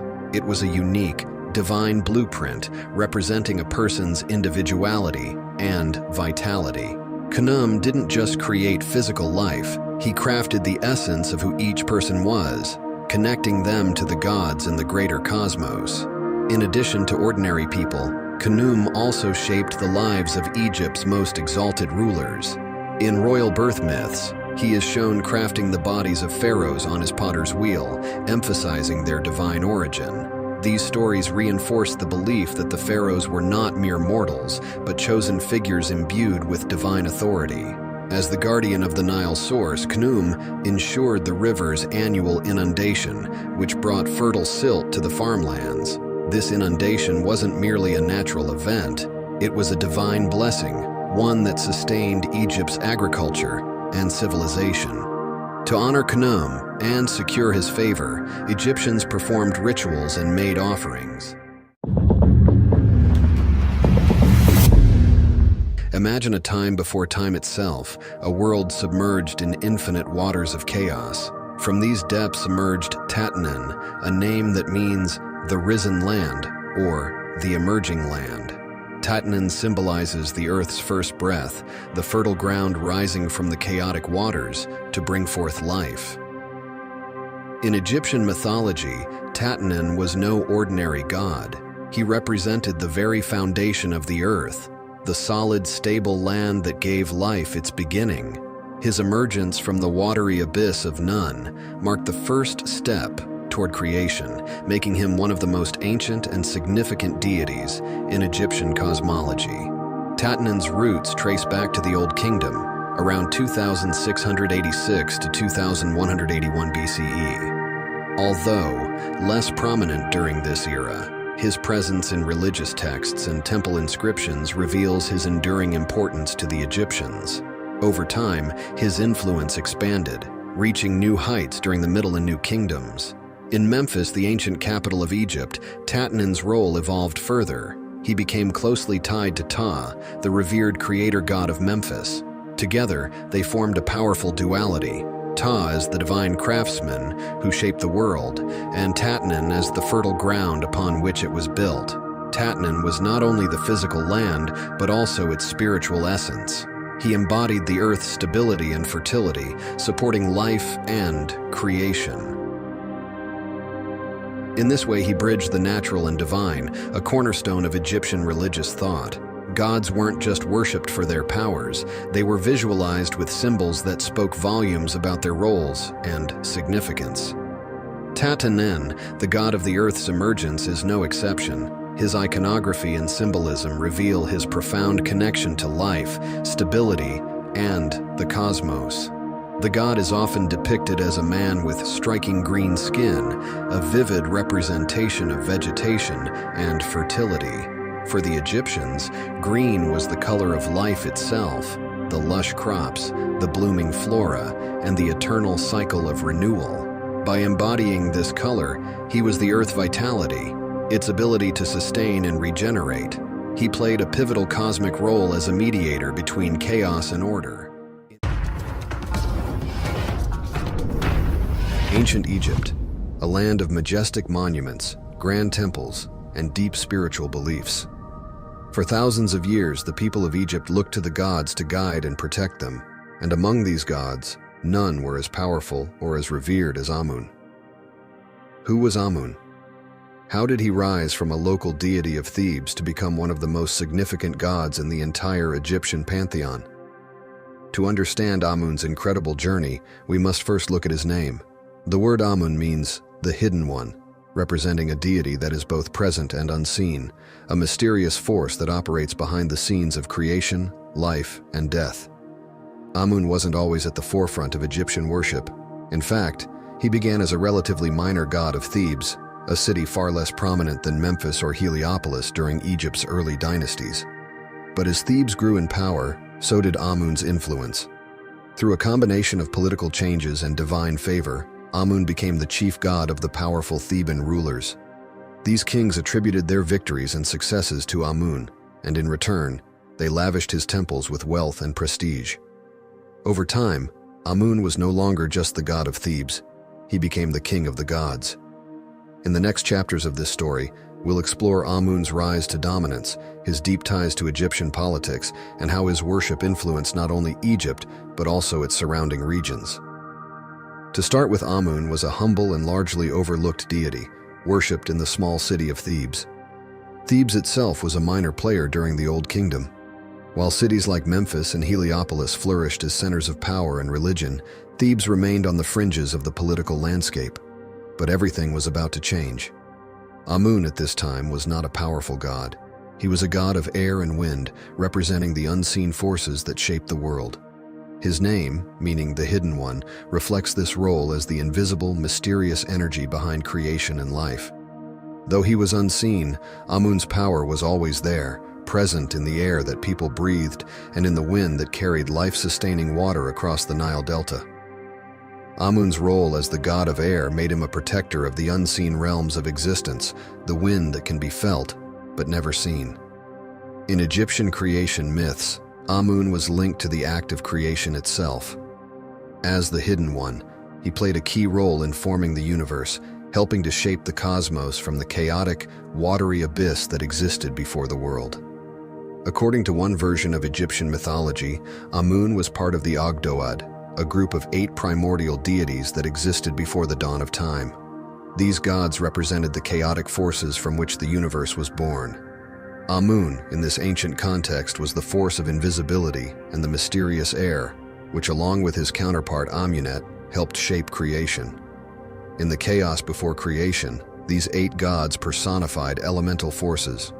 Amun and his partner Amunet were the embodiment of the hidden, unseen aspects of the universe, the mysteries that lay beyond human understanding. As Thebes grew in power during Egypt's Middle Kingdom, so too did Amun's prominence. The rulers of Thebes, eager to legitimize their authority, aligned themselves with Amun, slowly transforming him from a local god to a national deity. Temples were built in his honor, and priests began expanding Amun's mythology. As his power grew, so too did his temples, which would soon become some of the most significant religious centers in all of Egypt. Despite his growing prominence, Amun retained his mysterious nature. He was the god who acted in secret, who moved through the unseen and gave life to all things, but remained hidden from the eyes of mortals. This duality, both present and invisible, made Amun uniquely powerful among the Egyptian gods. As the Middle Kingdom of Egypt dawned, a small but determined city began to emerge from the shadows. Thebes. Once a minor settlement on the banks of the Nile, Thebes was poised to become the heart of a new Egyptian empire. And at the center of this transformation was the god Amun. The rise of Amun is inseparable from the rise of Thebes itself. As Thebes grew in military and political strength, its rulers sought a powerful symbol to legitimize their rule and unify their people. They turned to Amun, the hidden god. This elevated him from a local deity to the divine protector of their city. In the eyes of Theban kings, Amun became not just a god, but a source of royal legitimacy. His invisible hand was believed to guide their decisions, and his favor was seen as crucial to their success. As Thebes expanded its influence, so too did the cult of Amun. One of the most significant symbols of Amun's growing power was the Temple of Karnak. Situated near the heart of Thebes, this temple would become the spiritual and political epicenter of the Egyptian world. Construction began in earnest during the Middle Kingdom, and the temple grew into the largest religious complex in Egypt. Pharaohs poured vast wealth into expanding the temple, each ruler seeking to honor Amun with ever more impressive structures and offerings. In return, they believed that Amun granted them divine favor, securing their reign and guiding them to victory in battle. As Amun's influence spread, he began to absorb the identities of other local gods. 2 of the most important deities merged with Amun during this time were Montu, the war god of Thebes, and Min, the fertility god. By incorporating Montu's martial prowess, Amun became a god of war, a divine warrior whose will determined the outcomes of battles. And by absorbing Min, Amun also became associated with fertility, ensuring both the prosperity of the land and the continuity of the royal line. The Egyptian pharaohs claimed their military victories were carried out under Amun's will. Before any major campaign, the pharaoh would seek the blessing of Amun, offering lavish tributes to ensure his favor. When victories were won, it was not just the skill of the soldiers or the strategy of the generals that was celebrated. It was Amun who had willed the victory. They were no longer just kings. They were the chosen ones of Amun, his living representatives on earth. And it was under this banner of divine legitimacy that Thebes began to expand its territory, eventually uniting all of Egypt under its rule. The once local god of air and wind was now worshipped across the entirety of Egypt, with temples in his honor springing up from the Nile Delta to Nubia. The growth of Amun's priesthood during this time was extraordinary. As Thebes grew richer and more powerful, the temples of Amun amassed great wealth. The priests, now influential advisors to the pharaohs, controlled vast estates and resources, making the Temple of Amun a political and economic powerhouse. Through war, fertility, and kingship, Amun had solidified his place as the supreme deity of Egypt. The once hidden god of Thebes now stood as the mightiest force in the Egyptian cosmos, guiding the fates of both rulers and commoners alike. Throughout Egypt's long history, two gods stood at the center of its divine order: Amun, the hidden force behind existence, and Ra, the sun god, whose daily journey across the sky symbolized life, death, and rebirth.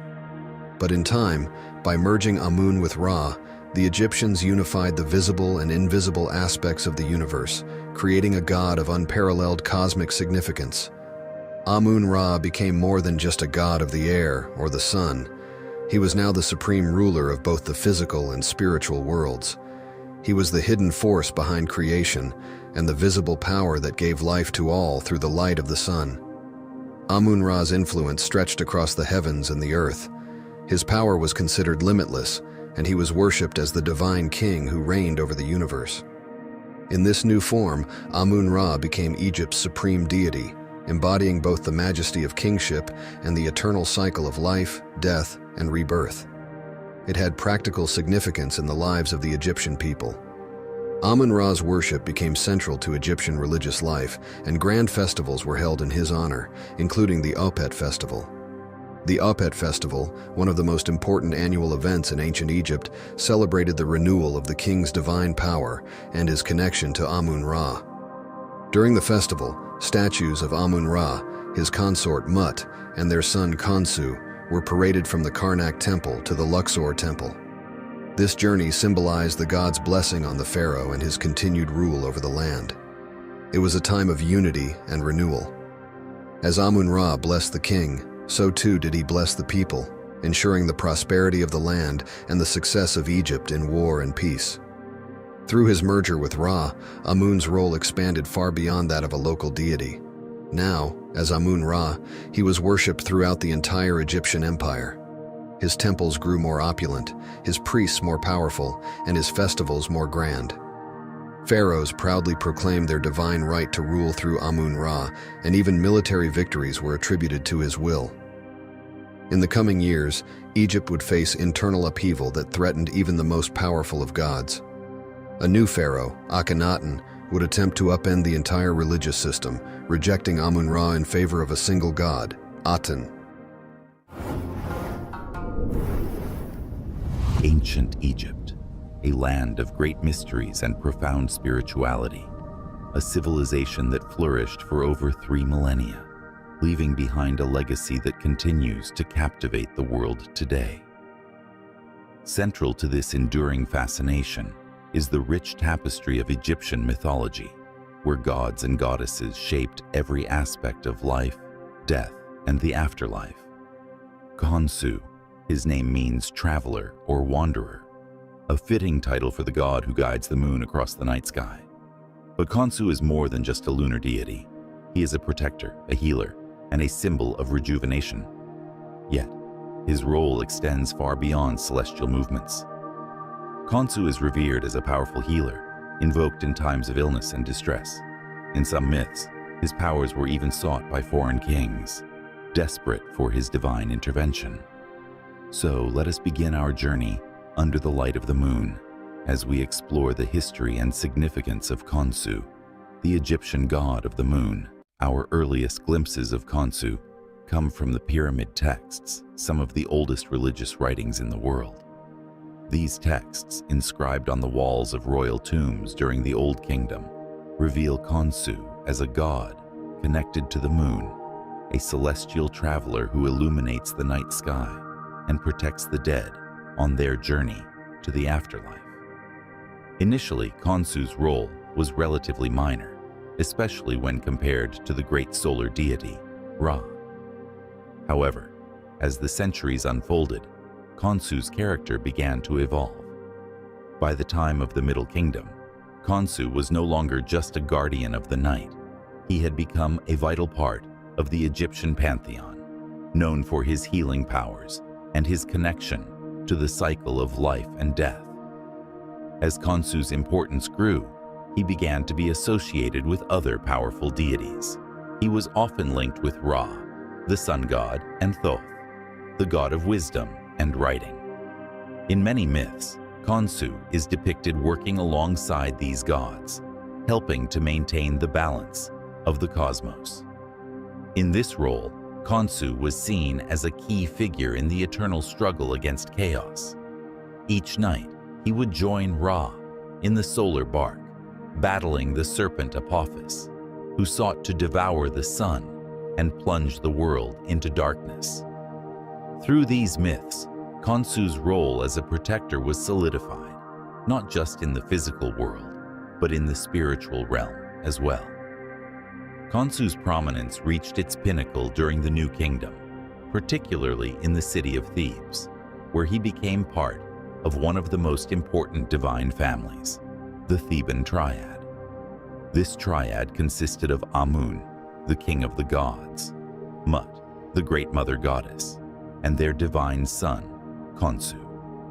In this triad, Khonsu's role as the son of Amun and Mut symbolized the moon's relationship with the sun and the earth.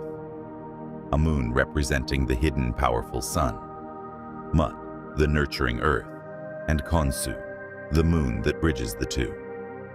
This familial connection highlighted Khonsu's importance not only as a lunar deity, but also as a god of healing and protection, reflecting the nurturing aspects of his mother, Mut.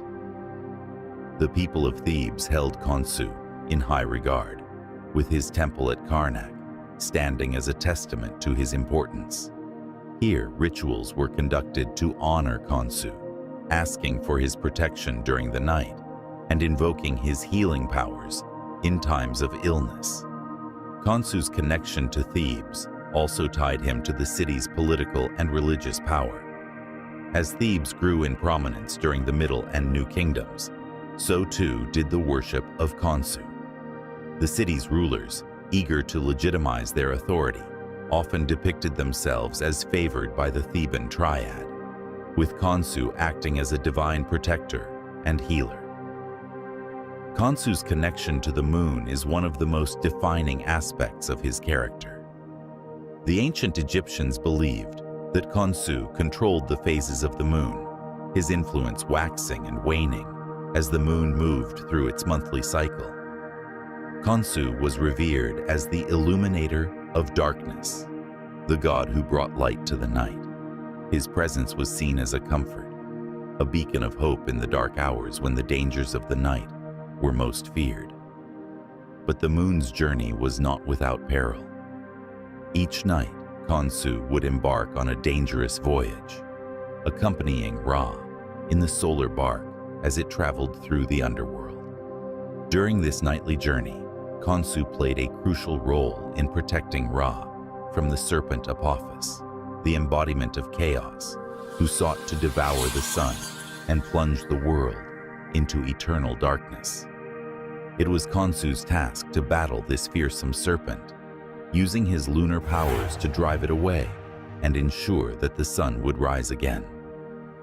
This nightly battle between Khonsu and Apophis symbolized the eternal struggle between order and chaos, light and darkness. Through these myths, the ancient Egyptians understood the vital role that Khonsu played in the preservation of life and the stability of the universe. Khonsu was not only a guardian of the night, he was also a powerful healer. His reputation as a divine physician spread far beyond the borders of Egypt, with stories of his healing powers becoming legendary. One of the most famous stories of Khonsu's healing powers comes from the land of Nubia, where a foreign king, stricken with illness, desperately sought Khonsu's aid. In this tale, Khonsu was invoked to travel to Nubia and heal the ailing monarch.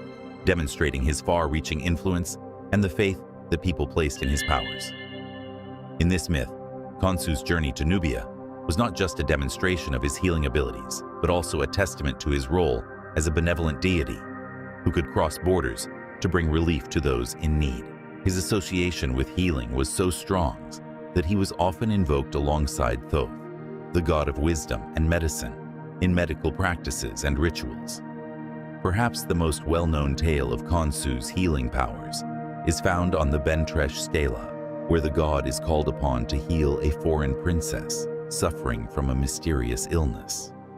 According to the stela, Khonsu's statue was brought to the foreign land, and through his divine presence, the princess was cured, further solidifying his reputation as a powerful healer. He was not just a god of the moon, but a divine protector who could bring health and wellness to those who sought his help, no matter where they were. In a time when the night was filled with unseen dangers, from wild animals to evil spirits, Khonsu was invoked as a guardian who could guide and protect those who journeyed under the cover of darkness. Tales of Khonsu's protective powers were widespread.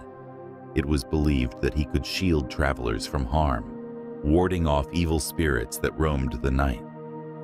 His presence was a source of comfort for those who ventured into the unknown, knowing that the moon god watched over them. Khonsu was seen as a guardian of the vulnerable, a deity who ensured that the night, despite its dangers, could be safely navigated. His protective powers were also called upon in the home, where amulets and prayers invoking Khonsu were used to protect against evil forces during the night. Khonsu the child, often depicted as a young boy with a sidelock of youth. This representation emphasizes his role as a youthful, vibrant deity, full of potential and closely associated with the renewal of life. It also underscores his place within the Theban triad. Another intriguing title is Khonsu, the provider, which reflects his role in ensuring the fertility of the land and the well-being of the people. As the moon god, Khonsu was believed to have control over the cycles of nature, including the tides and the growth of crops, making him a crucial figure in the agricultural society of ancient Egypt. Khonsu's influence extended beyond religious rituals. He also played a critical role in ancient Egyptian timekeeping. The lunar calendar was essential for determining the timing of festivals, agricultural activities, and even the months themselves. The phases of the moon, under Khonsu's watchful eye, guided the Egyptians in their daily lives, helping them align their activities with the natural world. But perhaps one of the most mysterious aspects of Khonsu's worship is the rituals associated with lunar eclipses. To the ancient Egyptians, a lunar eclipse was a time of danger, when Khonsu's light was temporarily obscured by the forces of chaos. Special rituals were conducted to protect the moon god and ensure his safe return to the night sky. These rituals, shrouded in secrecy, hint at the deep reverence and fear that lunar phenomena inspired in ancient Egyptian society.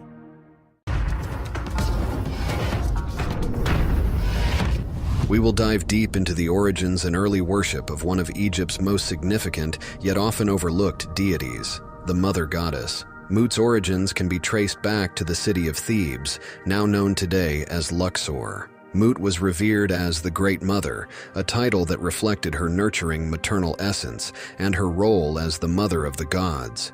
The name in Egyptian simply translates to mother, emphasizing her role as a maternal figure, not only to the gods but to the entire cosmos.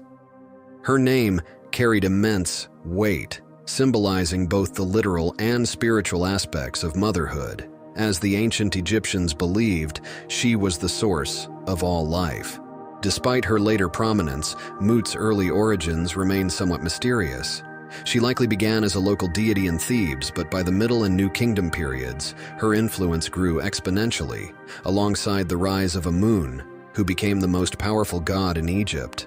As Amun's stature increased, so too did Mut's, cementing her place as the queen of the gods. Interestingly, it was the rise of Thebes as a political and religious center that helped her ascend from a regional deity to a central figure in the Egyptian pantheon. As Thebes flourished, so too did the worship of the Theban triad. The relationship between Mut, Amun, and Khonsu wasn't just familial, it was symbolic of cosmic order. Together, they represented a balance of power. Amun, the unseen force of creation, Khonsu, the celestial regulator, and Mut, the nurturing mother who kept it all in harmony. One of Mut's most important religious centers was the Karnak temple complex, where she had a grand precinct dedicated entirely to her. This temple, located just south of Amun's larger temple, was a testament to her growing importance. The connection between these temples symbolized the deep bond between Mut and Amun. At Karnak, the temple was home to numerous statues and representations of the goddess, often showing her with the double crown of Upper and Lower Egypt.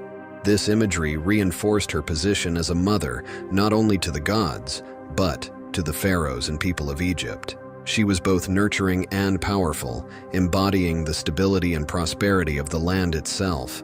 Mut was deeply connected to the sky and water, two powerful symbols of life and creation in Egyptian mythology.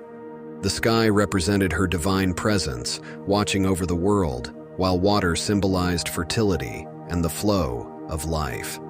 Just as the Nile was the lifeblood of Egypt, Mut was the lifeblood of the cosmos. Her nurturing presence was often invoked during times of need, whether for the fertility of the land or for protection in war. Ancient Egyptians believed that by calling on Mut, they were seeking the help of a protective mother who would safeguard them in the same way she cared for the gods. Like the waters of the Nile, which gave life to Egypt, Mut symbolized the primal forces of creation. As the goddess of both fertility and the heavens, she ensured that the cycle of life continued. Her influence could be seen in the growth of crops, the flooding of the Nile, and the prosperity of the people. As her influence expanded, Mut became a central figure in the religious life of ancient Egypt. Offerings were made to her in her temples, and she was invoked in prayers and rituals seeking fertility, health, and divine protection. As the mother of the gods and the protector of kings, Mut's presence was felt in every aspect of Egyptian life. She held a unique place in the Egyptian pantheon, embodying divine royalty and the power of protection. Revered as the mother of gods and the queen of the heavens, Mut was deeply connected to Egypt's royal authority and the ruling pharaohs. Mut was revered as a powerful protector of the king. She was a guardian of divine royalty itself. This maternal yet fierce role is what set Mut apart as a symbol of both authority and protection, traits essential to the pharaoh's divine rule. The pharaohs considered themselves under her watchful care, receiving her divine endorsement and strength to rule. In return, they honored her with grand temples and elaborate festivals. She was distinct from other prominent mother goddesses like Isis and Hathor. Isis, known for her loyalty and devotion, was associated with the resurrection myth of Osiris and had a role that emphasized love and the afterlife. Hathor, the goddess of joy, fertility, and motherhood, was closely tied to music, dance, and fertility, often depicted as the nurturing cow goddess who provided sustenance. Mut, however, combined aspects of both Isis and Hathor with a unique emphasis on royalty, strength, and fierce protection. She was not only the mother, but the queen, embodying strength in the realm of gods and humans alike. Her association with Amun, one of the most powerful gods in Egyptian religion, further elevated her status.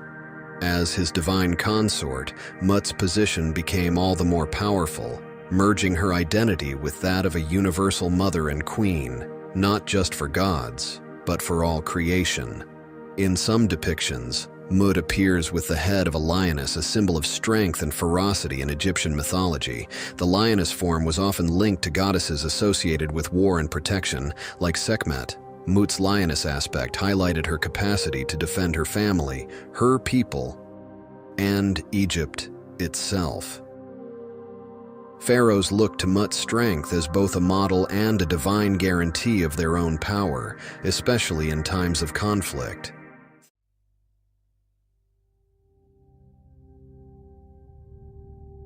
In the beginning, according to ancient Egyptian mythology, there was only the primordial waters of Nun, a vast and infinite sea of chaos. From this chaos emerged Atum, the first god, who willed himself into existence. Atum, embodying the power of creation, stood alone on the primeval mound, a symbol of land emerging from the waters. Desiring companionship, Atum created the first divine pair through an extraordinary act. He sneezed, and from his breath were born Shu, the god of air, and Tefnut, the goddess of moisture. This act of creation signifies the breath of life and the essential elements of air and moisture necessary for all forms of existence. Shu and Tefnut were not just siblings, but twin flames, embodying complementary forces.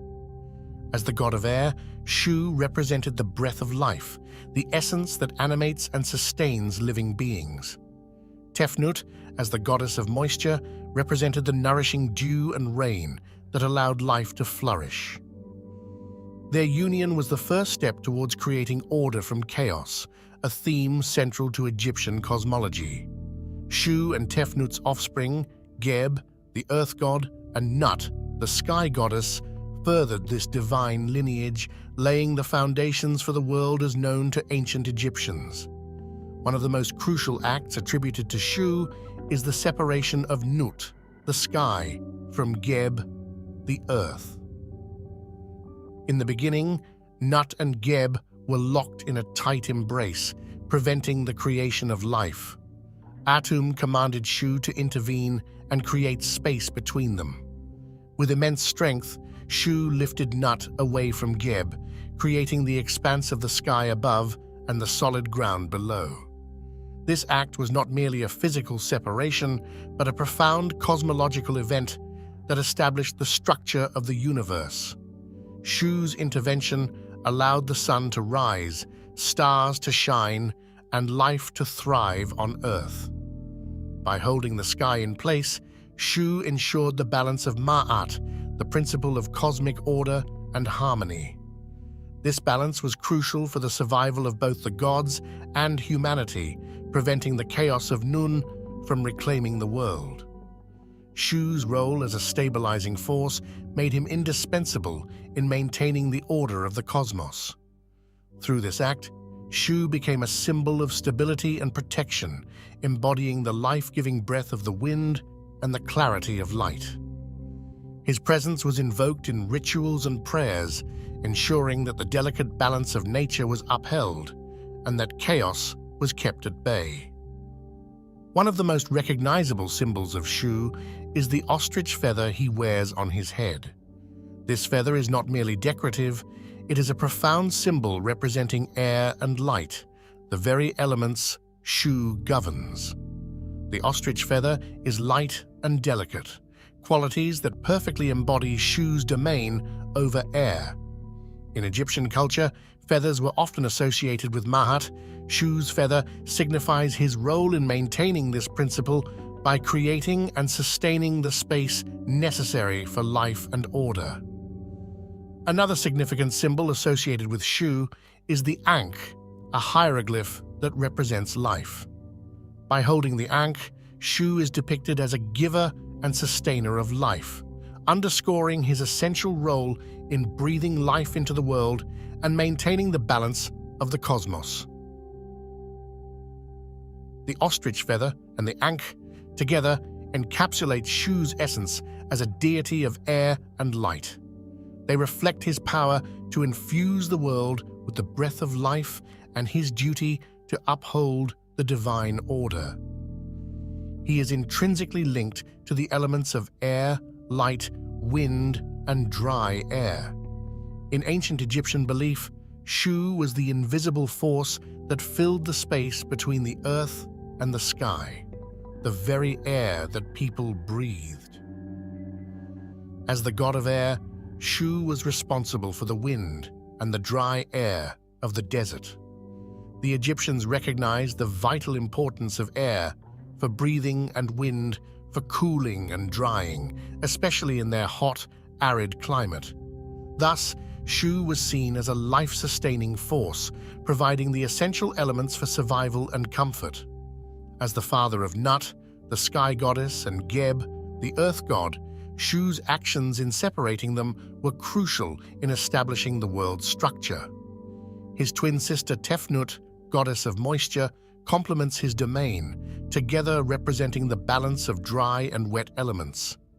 His association with light also ties him to Ra, the sun god, symbolizing the illumination of truth and clarity in both the physical and spiritual realms. Ancient Egyptian religious texts are a treasure trove of knowledge about their beliefs, rituals, and the pantheon of gods. Among the oldest of these texts are the pyramid texts and coffin texts, which provide fascinating insights into the role of Shu. The pyramid texts, inscribed on the walls of the pyramids of the Old Kingdom, are among the earliest religious writings in the world. In these texts, Shu is often invoked as a protective deity. For instance, in one passage, Shu is called upon to support the deceased king's ascent to the sky, ensuring a safe journey to the afterlife. The texts describe Shu's role in lifting the sky and maintaining the order necessary for the king to join the gods. Similarly, the coffin texts, which appear in the Middle Kingdom and were inscribed on coffins, continue to emphasize Shu's importance. These texts expand on the themes found in the pyramid texts, offering more personalized prayers and spells for the deceased. Shu is frequently mentioned as a guardian who protects the soul during its journey, using his breath to grant the deceased new life and ensuring they reach the afterlife.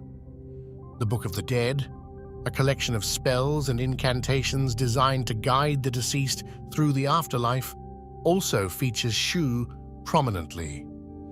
This text, used extensively during the New Kingdom, provided a detailed roadmap for the soul's journey to the afterlife, emphasizing the importance of divine protection and guidance. In the journey to the afterlife, one of the critical moments is the weighing of the heart ceremony, presided over by Osiris. While Shu is not directly involved in this scene, his role in maintaining the cosmic order is crucial. By supporting the sky and ensuring the balance of Ma'at, Shu creates the conditions necessary for the judgment to be fair and just. In one notable passage, Shu is depicted as lifting the sky to allow the deceased to see the light of the sun, god Ra, symbolizing enlightenment and the ultimate union with the divine. This act underscores Shu's role in providing clarity and guiding the soul towards eternal harmony. Shu's enduring legacy in ancient Egyptian mythology highlights the profound connection the Egyptians felt with the natural elements and their divine representations. As the god of air and light, Shu's influence was woven into the very fabric of daily life and the spiritual beliefs that guided the ancient Egyptians. The fascination with Shu and other deities of the Egyptian pantheon continues to captivate scholars and enthusiasts alike.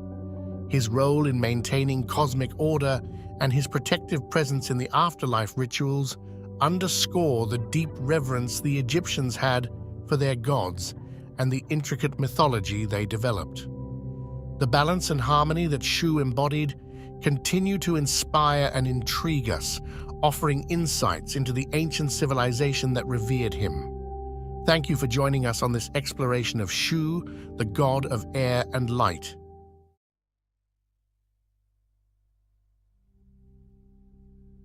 As we immerse ourselves in the rich tapestry of ancient Egypt, Thoth emerges as a luminary figure, a god whose influence spans the realms of wisdom, magic, and cosmic balance.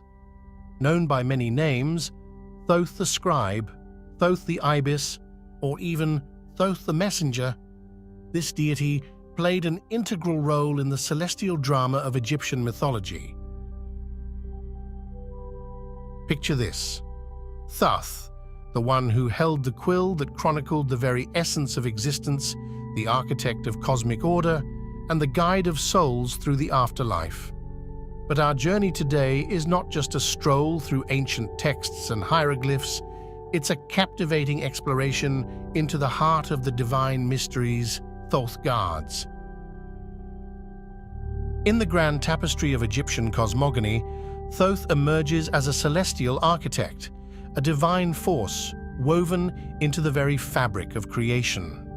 The creation myth surrounding Thoth is a captivating narrative, where he takes his place among the primordial deities, shaping the cosmos with wisdom and magic. But Thoth's story doesn't begin and end with creation.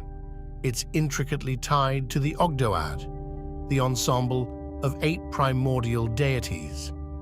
Each member of this cosmic symphony played a unique role, and Thoth, with his unparalleled intellect, brought a harmonious balance to the cosmic dance. As we gaze upon the ancient Egyptian art and hieroglyphs, we witness Thoth's visage etched in the annals of time. The scribe, the ibis-headed deity, and the master of the written word.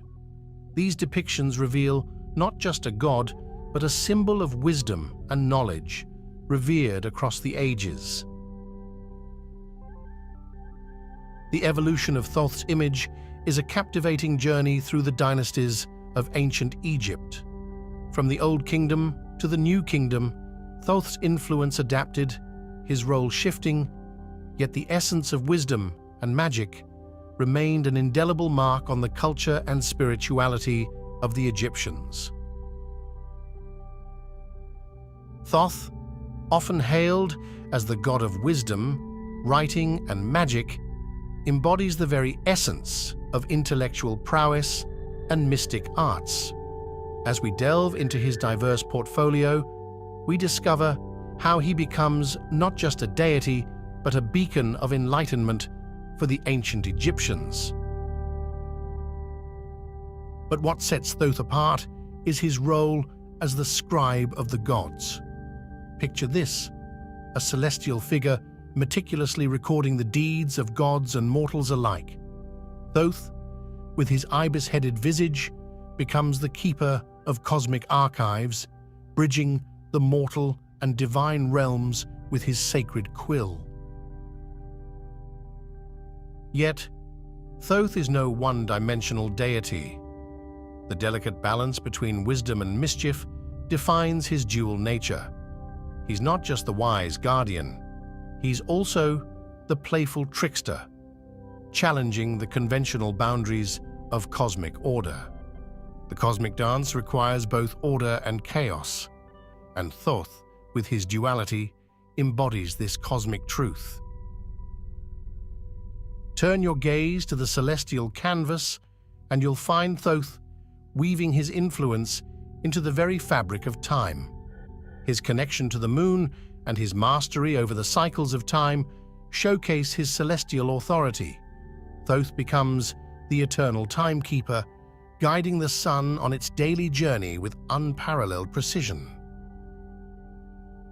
Let us focus our gaze on the afterlife, where Thoth assumes a role of profound importance. In the judgment of the deceased, Thoth stands as a divine arbiter, overseeing the scales of justice. His presence in this sacred moment reflects the intricate balance between one's deeds in life and the cosmic order. Picture this cosmic courtroom, where Thoth plays a crucial role in the weighing of the heart against the feather of Ma'at. The heart, representing the soul's essence, is carefully measured against the feather of divine harmony. Thoth's quill records the outcome, shaping the destiny of the departed in the afterlife. And speaking of the afterlife, Thoth's journey doesn't end with mere judgment. His contributions extend to the protection of none other than the sun god Ra. As a guardian and confidant, Thoth weaves spells and incantations to safeguard Ra on his perilous journey through the underworld. As we immerse ourselves in these ancient myths, let's appreciate the intricate dance of cosmic forces, where Thoth's wisdom and influence ripple through the very foundations of Egyptian spirituality. As we step into the sacred precincts, we witness the vibrancy of rituals and ceremonies dedicated to Thoth. Imagine the rhythmic cadence of incantations, the wafting scent of sacred offerings, and the flickering glow of eternal flames. The worship of Thoth was a tapestry of sights and sounds, an intricate dance of devotion that resonated through the corridors of time. Yet, Thoth's influence transcended the confines of the temple walls. His societal importance reached into the very fabric of education and knowledge dissemination. In the sanctuaries of learning, priests dedicated themselves to the teachings of Thoth, ensuring that wisdom and literacy became pillars of Egyptian society. Picture a society where the pursuit of knowledge was not merely a personal endeavor, but a sacred duty inspired by Thoth's legacy. From the sacred scrolls to the hallowed halls of wisdom, Thoth's influence permeated the written word, shaping the very foundations of ancient Egyptian literature and philosophy. Prepare yourselves for a revelation of lesser-known myths and stories featuring Thoth. Beyond the well-trodden paths of Egyptian mythology, there exist hidden narratives that shed new light on Thoth's cosmic role. From secret realms to celestial escapades, these tales paint a portrait of Thoth that transcends the familiar. Thoth's connection to the Emerald Tablets unveils a profound association with the ancient alchemical wisdom. These mystical tablets, attributed to Thoth himself, delve into the secrets of transformation, transmutation, and the eternal principles of Hermeticism. As we venture further, it becomes clear that Thoth's influence extends far beyond the banks of the Nile. The cultural impact of Thoth reverberates across ancient civilizations, leaving an indelible mark on the beliefs and practices of diverse cultures. From Greece to Rome, the echoes of Thoth's wisdom resonate through the corridors of time. Thoth's presence isn't confined to dusty tomes or ancient ruins. It permeates modern popular culture. Explore with me as we uncover how Thoth, the ancient deity of wisdom, has found a place in literature, art, and even contemporary spirituality. From books to movies, music to symbolism, Thoth's timeless allure continues to captivate hearts and minds. As we bring our exploration to a close, let's celebrate the enduring legacy of Thoth and the way his ancient wisdom continues to inspire and intrigue us in the 21st century. From the creation myths and his association with the Ogdoad to his role as the scribe of the gods, Thoth's significance in ancient Egyptian cosmogony is truly profound.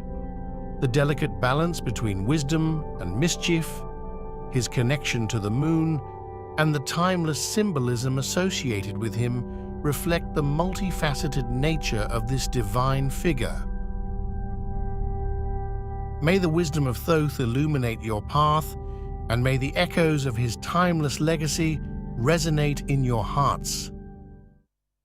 In the pantheon of ancient Egyptian gods, one figure emerges as a symbol of chaos, a force that tested the very foundations of cosmic order. This deity, Apep, cast its shadow across the beliefs and rituals of the ancient Egyptians, leaving behind a legacy that echoes through the sands of time. Apep, also known as Apophis, serpent of chaos, embodies the eternal struggle between creation and destruction. Its significance in ancient Egyptian mythology is profound, as it symbolizes the constant battle to maintain Ma'at, the delicate balance that governed the universe. Through the annals of time, this serpent god has slithered through the pages of history, leaving behind tales of epic clashes with the sun god Ra and ceremonies designed to ward off its malevolent influence. In the realm of the ancient Egyptians, the belief system was not merely a collection of myths, but a guiding force that shaped their daily lives, rituals, and societal structures. At its core was a pantheon of gods, each playing a unique role in maintaining cosmic order, or Ma'at. Central to this divine caste was Apep, a serpent deity, whose presence was synonymous with chaos and destruction. Apep's role in the pantheon was distinct, challenging the very foundations of Ma'at and testing the resilience of order in the Egyptian cosmos. Imagine the pantheon as a delicate balance. On one side, gods associated with order, stability, and creation. On the other, Apep, a disruptive force that sought to unravel this harmony. Gods like Ra, Osiris, and Ma'at personified cosmic order, working tirelessly to keep chaos at bay. Ra, the powerful sun god, symbolized light and life, providing a stark contrast to Apep's shroud of darkness. Osiris, the god of the afterlife, represented the cyclical nature of existence, while Ma'at embodied the very balance that Apep sought to disrupt. Apep, also known as Apophis, is more than just a name. It is a thread woven into the fabric of ancient Egyptian mythology. Let us dive into the origins of this intriguing deity, exploring the alternative names that have echoed through the corridors of time. A serpent winding its way through the cosmic tapestry, disrupting the delicate balance upheld by gods like Ra, Osiris, and Ma'at. Apep's symbolism lies in its serpentine form, representing the chaotic forces that challenged the eternal dance of order and disorder. Let's turn our gaze to the epic battles between Apep and the sun god Ra, a clash of cosmic titans that unfolded daily in the realms of Egyptian mythology. These mythical confrontations weren't just tales of deities, they symbolized the eternal struggle between light and darkness, good and evil. Ra, the radiant sun god, embarked on a perilous journey through the underworld each night, facing the relentless onslaught of Apep, the serpent of chaos. These myths served as metaphors for the cyclical nature of day and night, reinforcing the constant tension between order and chaos. In the eyes of the ancient Egyptians, Apep wasn't merely a mythical creature, it was a formidable force that demanded respect and attention. We will explore how the Egyptians perceived Apep and the intricate rituals they devised to either appease or ward off this chaotic deity. Temples dedicated to Apep were sacred spaces where the devout sought to commune with the divine and gain protection from the serpent's malevolent influence. These ceremonies were not just rituals, they were a testament to the Egyptians' unwavering belief in the delicate balance between order and chaos. Imagine standing within the hallowed halls of a temple dedicated to Apep, surrounded by the rhythmic chants and incantations of priests and priestesses. These ceremonies were not mere performances.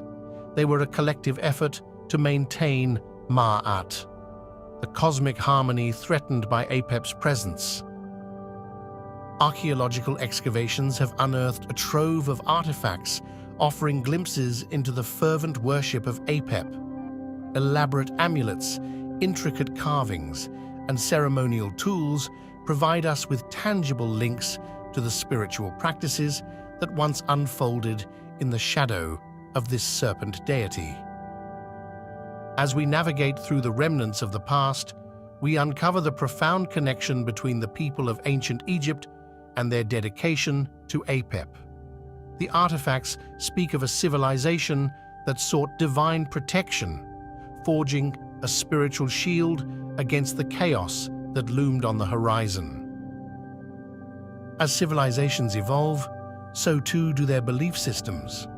Apep, once a formidable force in the pantheon of Egyptian gods, experienced a subtle decline over time.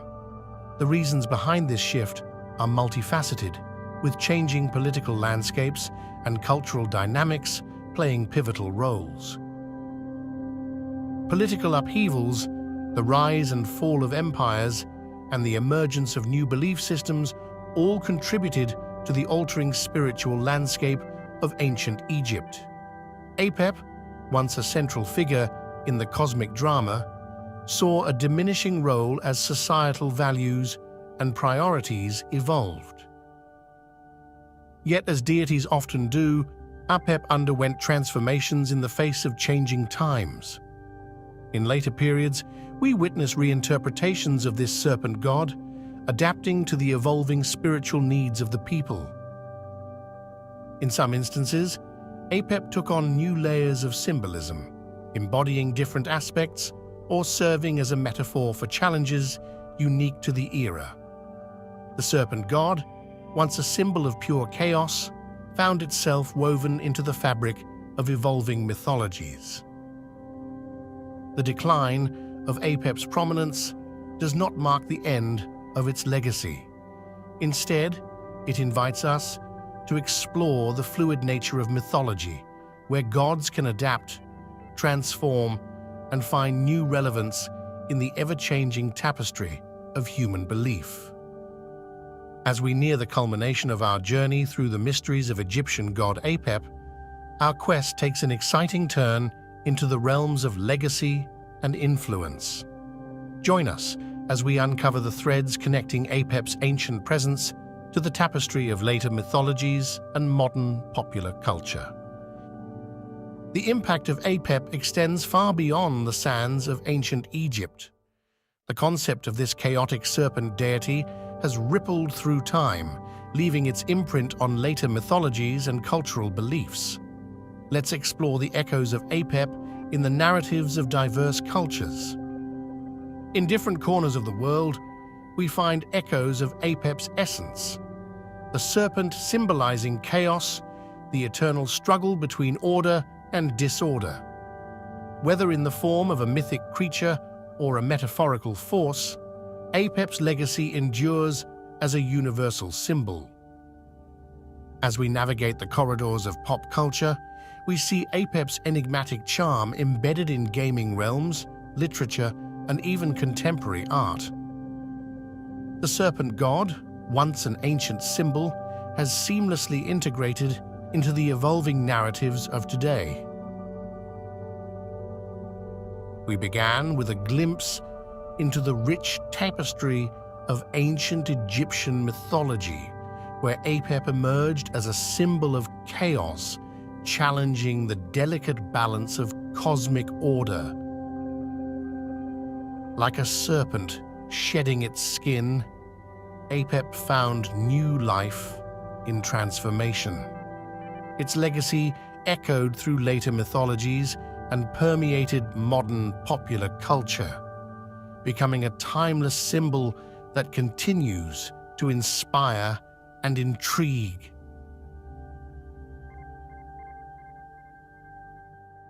In the land of ancient Egypt, mythology wasn't just stories, but a sacred tapestry woven into the very fabric of society. At the heart of this mystical realm, we find goddess Nut. Nut, the goddess of the sky, is one of the most revered figures in Egyptian cosmology. Her name itself, Nut or Nui, signifies the vast expanse of the heavens. Her importance in ancient Egyptian culture cannot be overstated. She was the very embodiment of the cosmos, the overarching sky under which all life existed. Depicted as a woman whose body arches over the earth, Nut is often portrayed adorned with stars, symbolizing her connection to the celestial realm. Nut's significance goes beyond mere representation.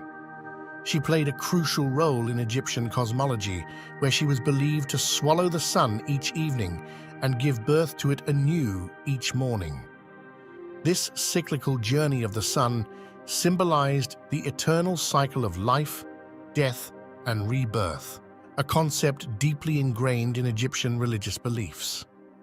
As we embark on our exploration of Nut's mythology, we'll uncover the layers of symbolism and meaning behind her divine presence, shedding light on the mysteries of ancient Egypt.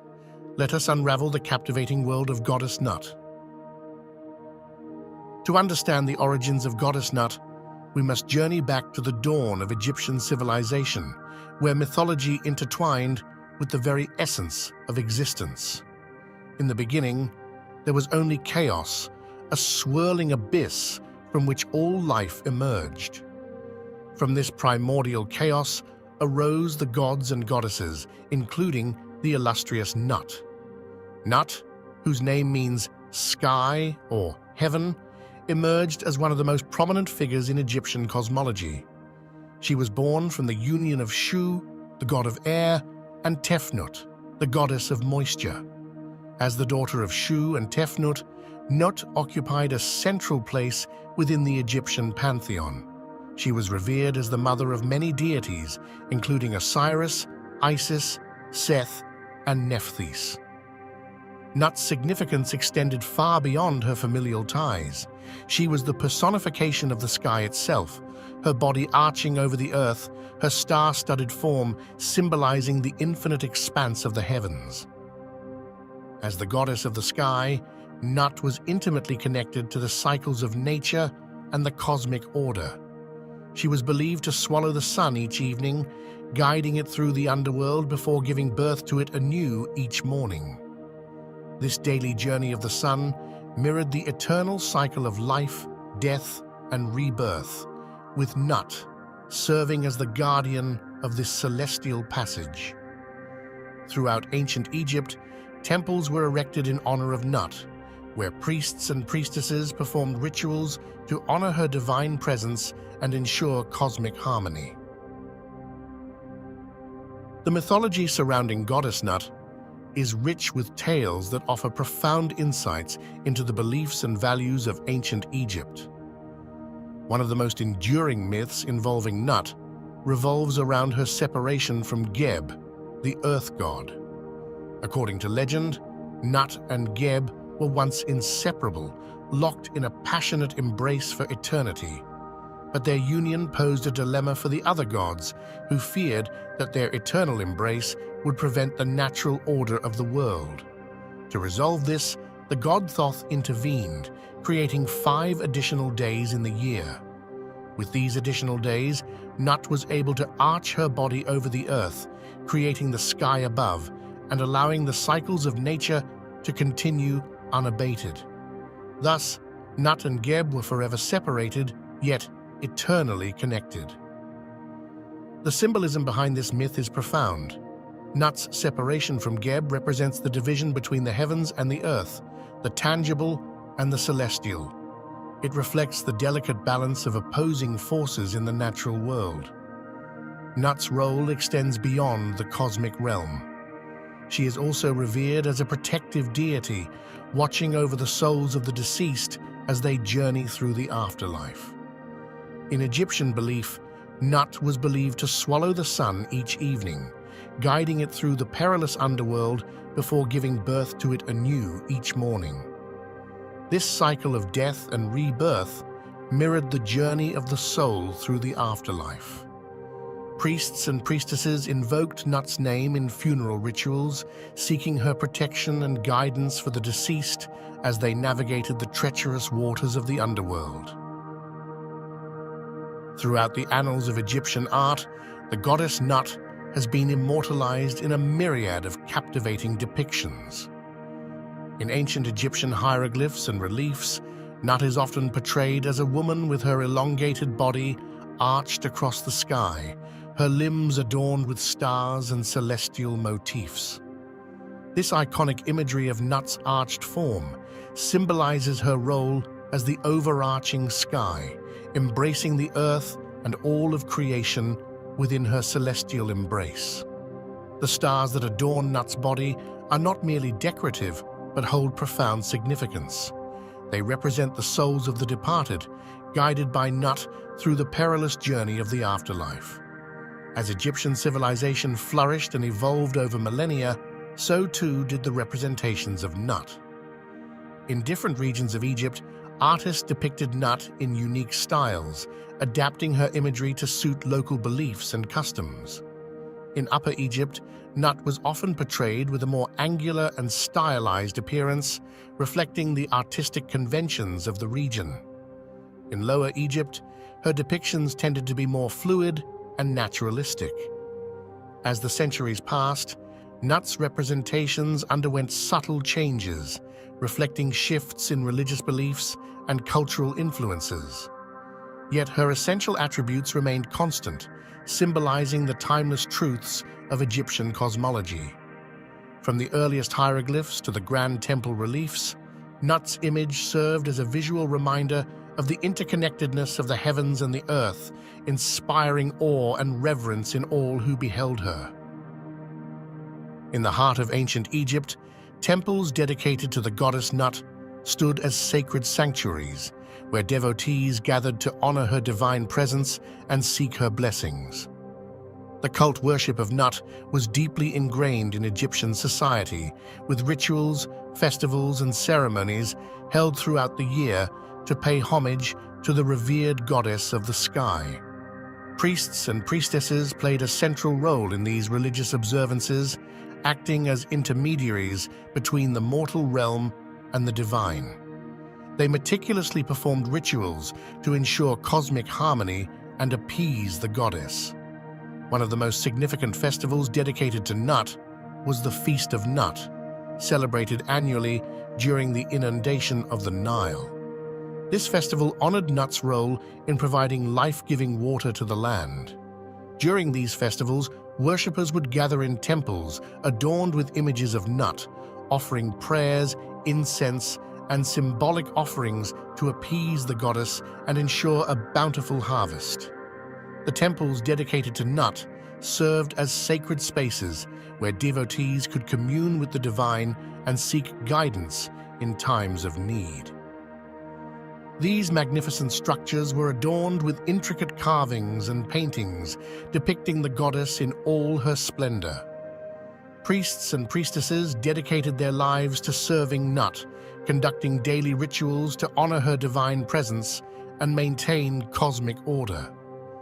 They meticulously cared for the temples, ensuring that they remained pristine and sanctified. Offerings of food, drink, and precious treasures were made to Nut as tokens of devotion, symbolizing the reciprocity between the mortal realm and the divine. Nut is the personification of the sky, her outstretched body spanning across the heavens, embracing the earth and all of creation within her cosmic embrace. One of Nut's most significant associations is with the sun god Ra, who traverses her celestial form each day, emerging from her mouth at dawn and being swallowed by her at dusk. This cyclical journey of Ra symbolizes the eternal cycle of life, death, and rebirth, with Nut serving as the vessel through which the sun god is reborn each morning. Nut's association with Ra extends beyond the celestial realm to the realm of the afterlife. In Egyptian belief, Nut guides the souls of the deceased through the perilous journey of the underworld, ensuring their rebirth into the next life. This concept of rebirth and regeneration was central to Egyptian cosmological beliefs, and Nut's imagery played a crucial role in funerary rituals and ceremonies. In tombs and funerary texts, Nut is often depicted as a protective deity, sheltering the deceased in her celestial embrace and guiding them safely to the afterlife. Priests and priestesses invoked Nut's name in funeral rites, offering prayers and incantations to ensure the soul's safe passage through the underworld. We hope that this journey has sparked a newfound curiosity and appreciation for Egyptian mythology, a rich tapestry woven with stories of gods and goddesses and a profound understanding of the cosmos. Our exploration doesn't end here. We invite you to continue your journey into the depths of Egyptian mythology, uncovering the hidden truths and ancient wisdom that still resonate with us today. Whether you're drawn to the celestial mysteries of Nut, the epic tales of Osiris and Isis, or the enigmatic symbols of the pyramids, there's always more to discover and learn. Let us continue to explore the wonders of history and mythology together. Welcome to the mystical world of ancient Egypt, where gods walked among mortals and legends were born in the sands of time. At the heart of this rich tapestry of mythology stands Atum, a deity of profound significance and enduring mystery. In the vast pantheon of Egyptian gods and goddesses, Atum occupies a unique position as the primordial creator, the essence of existence itself. Before we delve deeper into the realm of Atum, let's take a moment to understand the broader context of Egyptian mythology. The ancient Egyptians believed in a pantheon of deities, each with their own domain and significance. From the mighty Ra, the sun god, to the wise Thoth, the god of knowledge, and the nurturing goddess Isis, the divine family of gods and goddesses shaped every aspect of Egyptian life. And among these illustrious beings, Atum stands as the progenitor of all creation, the very first deity to emerge from the primordial chaos. We embark on this journey through the annals of Egyptian mythology, prepare to uncover the secrets of Atum, the enigmatic god who shaped the universe with the power of his divine will. Join us as we unravel the mysteries of Atum, the ancient god who holds the key to understanding the very essence of existence.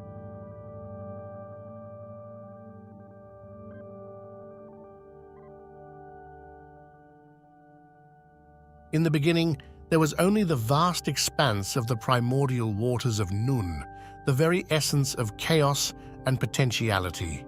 From this boundless sea of creation emerged Atum, the god of beginnings and the ultimate creator deity of ancient Egypt. Atum is unique among the Egyptian gods, for he is not born of another deity, nor does he arise from any external force. Instead, Atum is self-created, the embodiment of the creative force inherent within the universe itself. Throughout Egyptian mythology, Atum is often depicted as a god with dual aspects, representing the duality of creation and destruction, life and death. As the self-created god, Atum holds the power to shape reality according to his divine will, bringing order out of chaos and giving rise to the world as we know it. From the earliest days of Egyptian civilization, Atum was revered as the primordial force from which all life sprang forth, the very embodiment of creation itself.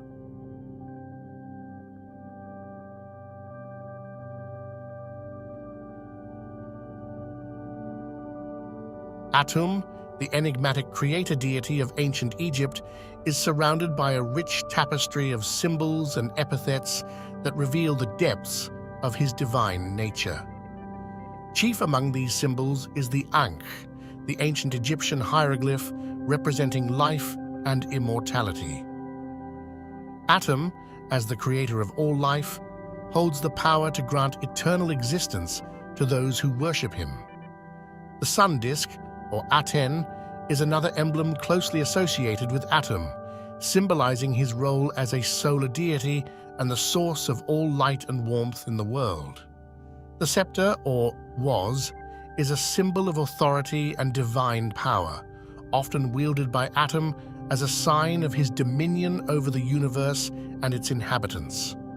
In addition to these symbols, Atum is also known by a variety of epithets that speak to his multifaceted nature. Titles such as the Complete One and Lord of the Two Lands underscore his status as the ultimate source of all existence and the ruler of both Upper and Lower Egypt. Perhaps most significant of all is Atum's association with the sun, the celestial body that illuminates the world and sustains all life upon it. As the sun rises and sets each day, so too does Atum symbolize the eternal cycle of creation and renewal, guiding humanity on its journey through the endless expanse of time.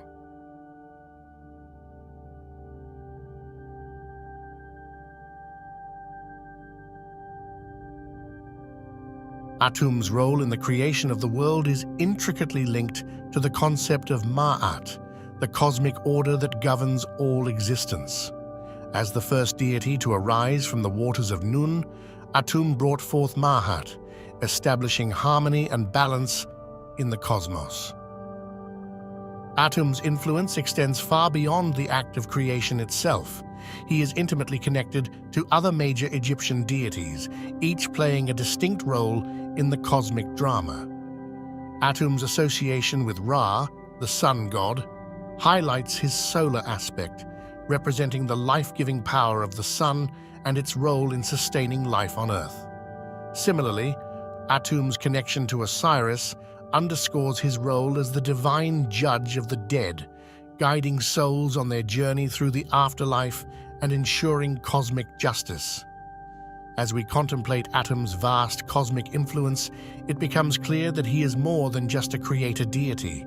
He is the embodiment of the eternal cycle of creation, preservation, and renewal.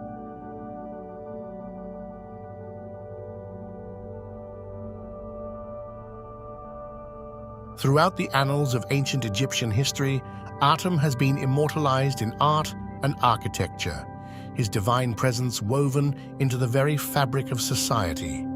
From the soaring temples of Karnak to the hidden chambers of the Valley of the Kings, Atum's likeness can be found gracing the walls and ceilings of sacred spaces dedicated to the worship of the gods. Atum's imagery serves as a visual representation of the Egyptian creation myth, symbolizing the act of creation and the emergence of life from the primordial chaos. His dual nature as both creator and destroyer is often depicted through his association with the sun, representing the cycles of birth, death, and rebirth that govern the universe. As Egyptian society evolved over the centuries, so too did the portrayal of Atum in art and architecture. From the early dynastic period to the height of the New Kingdom, Atum's imagery reflected the changing beliefs and cultural values of the Egyptian people. Through it all, Atum remained a central figure in Egyptian religion, his presence enduring as a testament to the enduring power of myth and symbolism.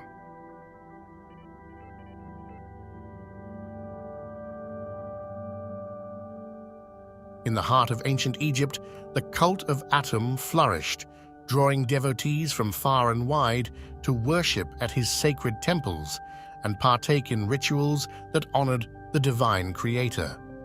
The worship of Atum was a central aspect of Egyptian religious life, with temples dedicated to his veneration found throughout the land. These temples served as focal points for religious ceremonies and rituals conducted by priests trained in the ancient rites of the gods. At the heart of temple rituals dedicated to Atum were offerings made to the deity as symbols of devotion and gratitude. Food, drink, and precious goods were presented to Atum as tokens of reverence, believed to ensure his favor and blessings upon the worshippers. Atum's importance extended beyond the confines of the temple walls. He was also intimately connected to funerary rites and beliefs about the afterlife.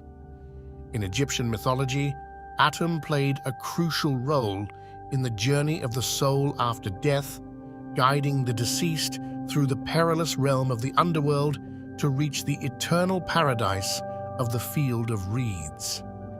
The worship of Atum encompassed both the celebration of life and the reverence for death, reflecting the cyclical nature of existence and the eternal quest for spiritual transcendence.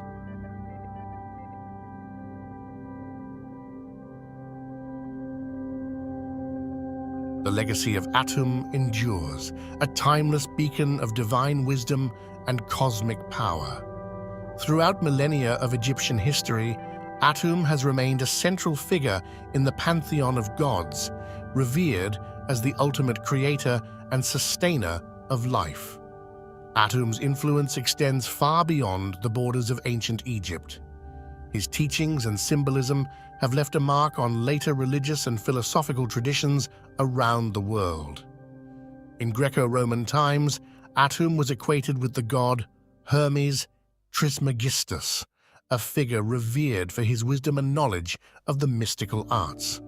Even in modern times, Atum's symbolism continues to resonate.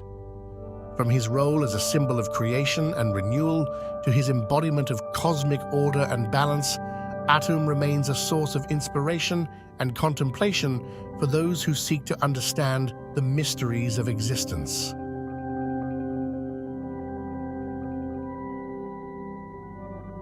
From his emergence from the primordial waters of Nun to his role as the cosmic creator and sustainer of life, Atum's significance in Egyptian mythology is profound and far-reaching. We have delved into the rich tapestry of Atum's mythology, exploring his role in Egyptian cosmology, his symbolism in art and architecture, and his enduring legacy in religious and philosophical traditions. The allure of Atum and Egyptian religion persists, captivating the hearts and minds of people across the globe. We find echoes of our own humanity, our desires, fears, and aspirations, reflected in the stories of gods and heroes who shaped the world in days long past. May the legacy of Atum and the wisdom of the ancients continue to inspire us as we journey through time.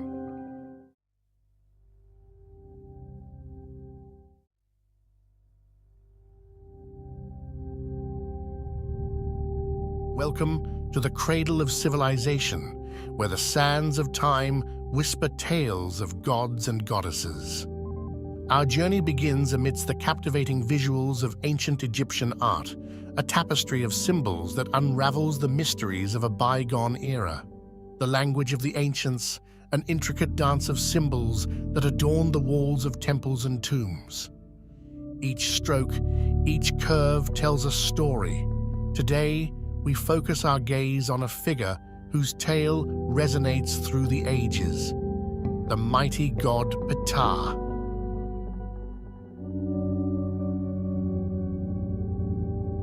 As we step into the divine genesis of Ptah, the weaver of destinies, let us unravel the threads that bind this enigmatic deity to the very fabric of Egyptian mythology.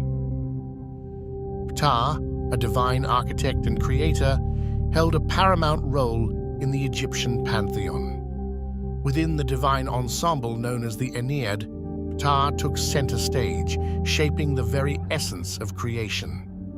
In the sacred tapestry of creation myths, Ptah played a pivotal role. Known as the noble Jed, Ptah's creative energies brought forth the elements that formed the world as the ancient Egyptians knew it. Ptah, a deity of multifaceted wisdom and creative prowess, boasts unique attributes and symbols that distinguish him within the pantheon.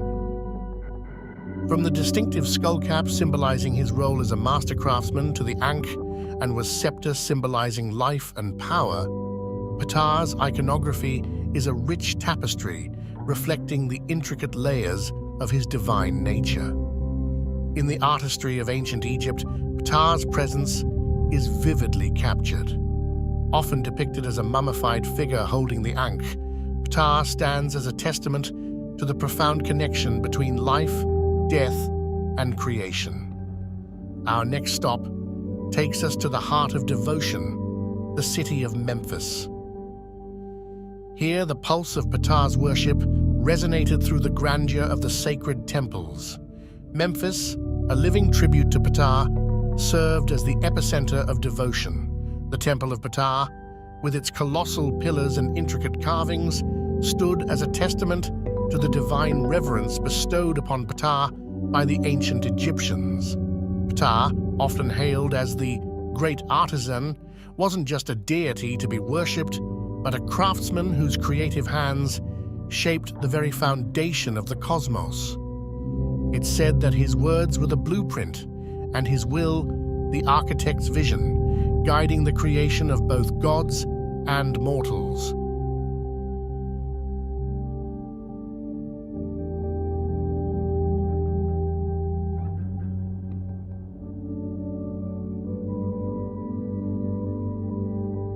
Ptah, the divine artisan, is intricately woven into the very fabric of Ma'at, the cosmic order that governs the universe.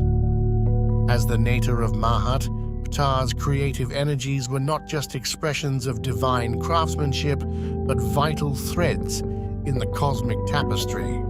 His every action, every stroke of creation, echoed the harmonious balance that Ma'at demanded. Ptah, the opener of the ways, the noble Jed, each title bestows upon him a unique facet of power and wisdom. From the architect of the cosmos to the guardian of life's journey, Ptah's titles resonate with the grandeur of his multifaceted existence. Beyond the visual tapestry, Ptah's essence is etched into the sacred texts and hymns of ancient Egypt. In the hallowed words of the priests, Ptah's greatness was praised. In the echoes of hymns, his name reverberated through the sacred corridors. Today, we unveil the wisdom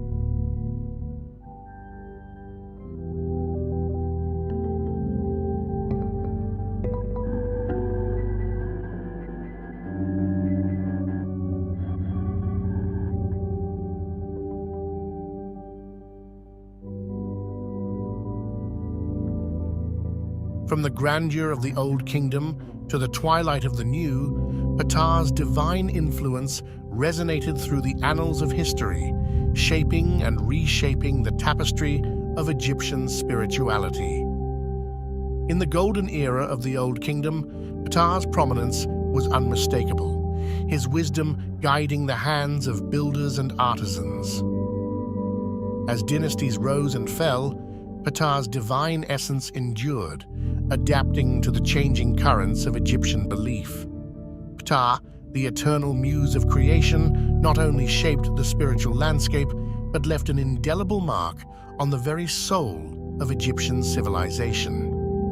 In the bustling streets of ancient cities, Ptah's name echoed through the air, whispered in reverence by artisans and laborers alike.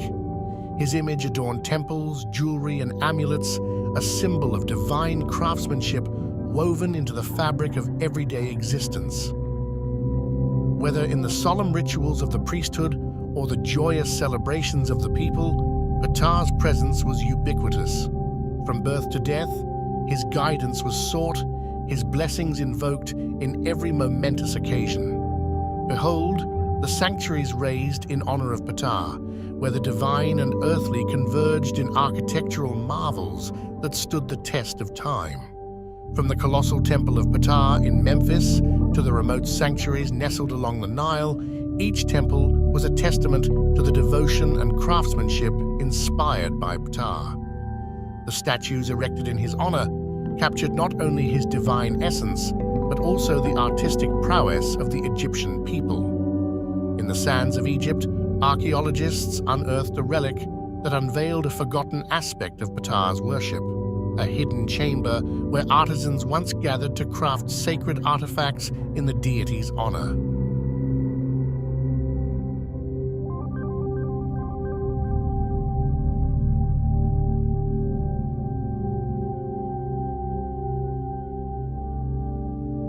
As we journey through the sands of time, we now turn our gaze to Ptah's enduring legacy and his resonance in the modern world.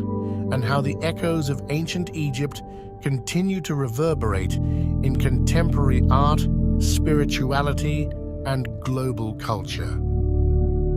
Ptah's influence extends far beyond the temples of ancient Egypt, permeating the realms of contemporary art and popular culture. Artists and authors draw inspiration from his wisdom and craftsmanship, weaving his essence into the fabric of their narratives. In the tapestry of modern spirituality, Ptah's name still resonates, celebrated in festivals and gatherings around the world. From the towering obelisks of New York City to the bustling streets of Tokyo, Ptah's image adorns museums, galleries, and cultural landmarks, captivating audiences with the allure of ancient Egypt. The international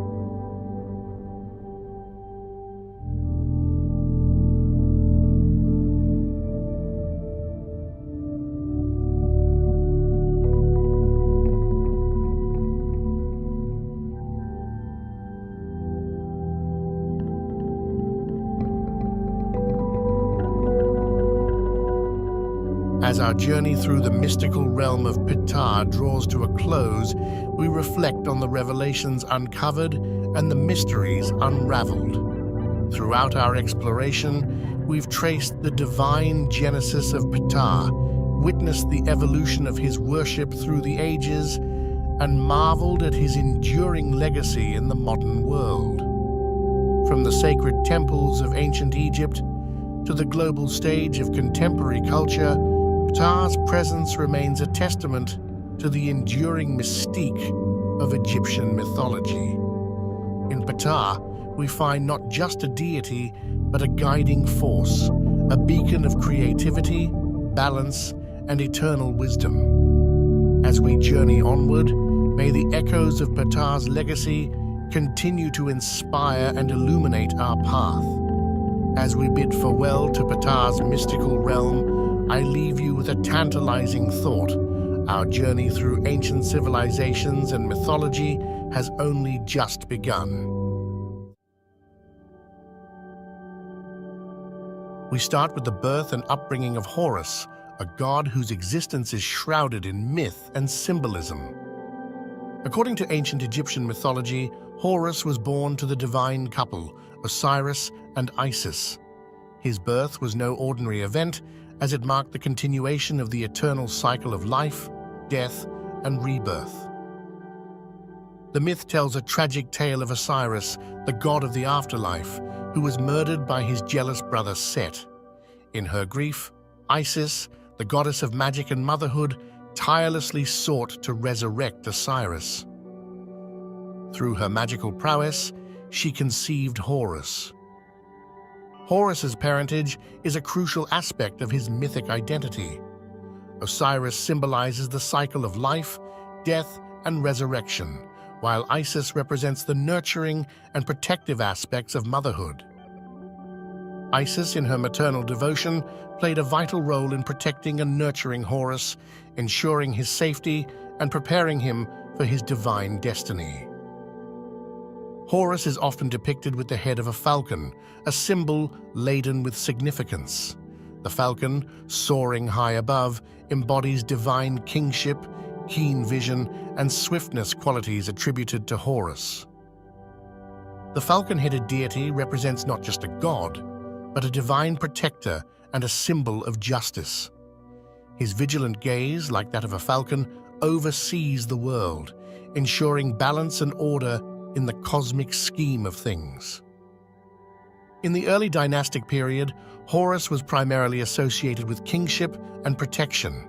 He was revered as a deity guiding pharaohs in their divine rule, symbolizing the rightful heir to the throne.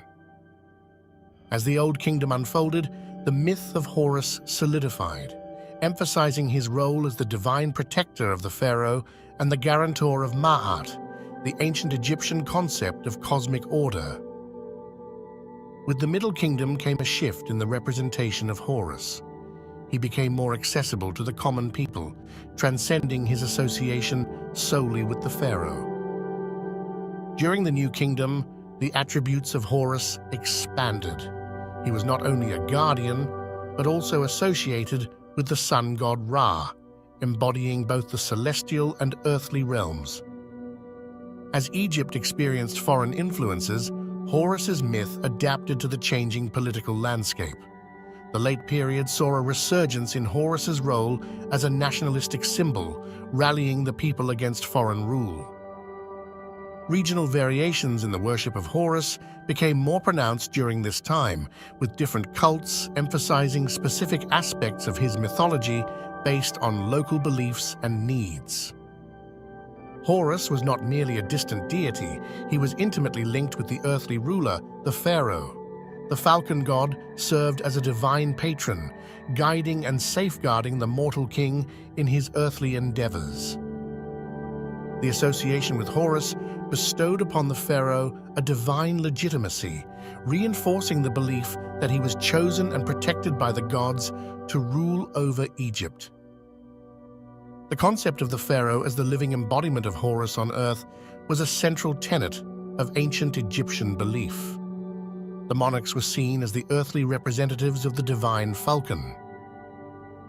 The pharaoh, donning the regalia associated with Horus, was tasked with upholding Ma'at, the cosmic order. In doing so, they ensured the prosperity and balance of the kingdom. The great pharaoh Khufu, builder of the iconic Great Pyramid, was believed to be under the protective wing of Horus during his rule. Another notable example is Ramses II, often referred to as Ramses the Great. His many military victories were attributed to the divine guidance of Horus, solidifying the deity's role in shaping the fate of Egypt. At the heart of Horus's symbolism lies the Eye of Horus, an iconic symbol of protection, healing, and spiritual insight. The eye, often depicted as a stylized falcon's eye, served as a powerful amulet and talisman. Each part of the Eye of Horus held a distinct meaning. The eyebrow represented thought, the pupil symbolized sight, and the teardrop stood for healing and protection, a cosmic blueprint for balance and well-being. The falcon, a majestic bird soaring through the skies, became synonymous with Horus. As the symbol of divine kingship, the falcon embodied qualities such as keen vision, swiftness, and vigilance. Horus, with his falcon head, represented a powerful and benevolent force, overseeing the world with a watchful gaze. The symbolism of the falcon extended beyond the divine to influence the cultural identity of ancient Egypt. Horus, with outstretched wings, symbolized protection and divine intervention. The wings, often depicted on statues and reliefs, reinforced the deity's role as a guardian. Solar symbols, such as the sun disk atop the falcon's head, further connected Horus to the celestial realms, emphasizing his association with the sun god Ra and the eternal cycle of life and rebirth. Over the centuries, the depiction of Horus evolved, reflecting the changing cultural and religious landscape. Artists captured the god's essence in diverse poses, emphasizing his role as a protector and divine ruler. One of the most magnificent tributes to Horus stands proudly in the city of Edfu, the Temple of Horus.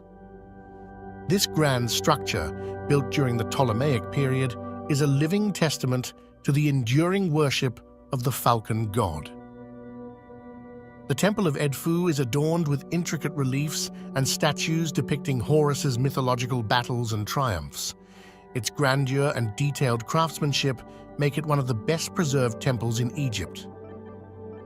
Beyond the grand temples, statues and monuments dedicated to Horus dotted the Egyptian landscape. These sculptures, often depicting the god in regal attire, reinforced his association with divine kingship. Notable among these is the colossal statue of Horus at the Temple of Kom Ombo, where the god is depicted with a double crown, symbolizing his dual role as both a regional and national deity. From his celestial birth to the enduring symbolism of the Eye of Horus, we witness the layers of myth and meaning that defined Horus as a guardian, a symbol of divine kingship, and a celestial force overseeing the cosmic order.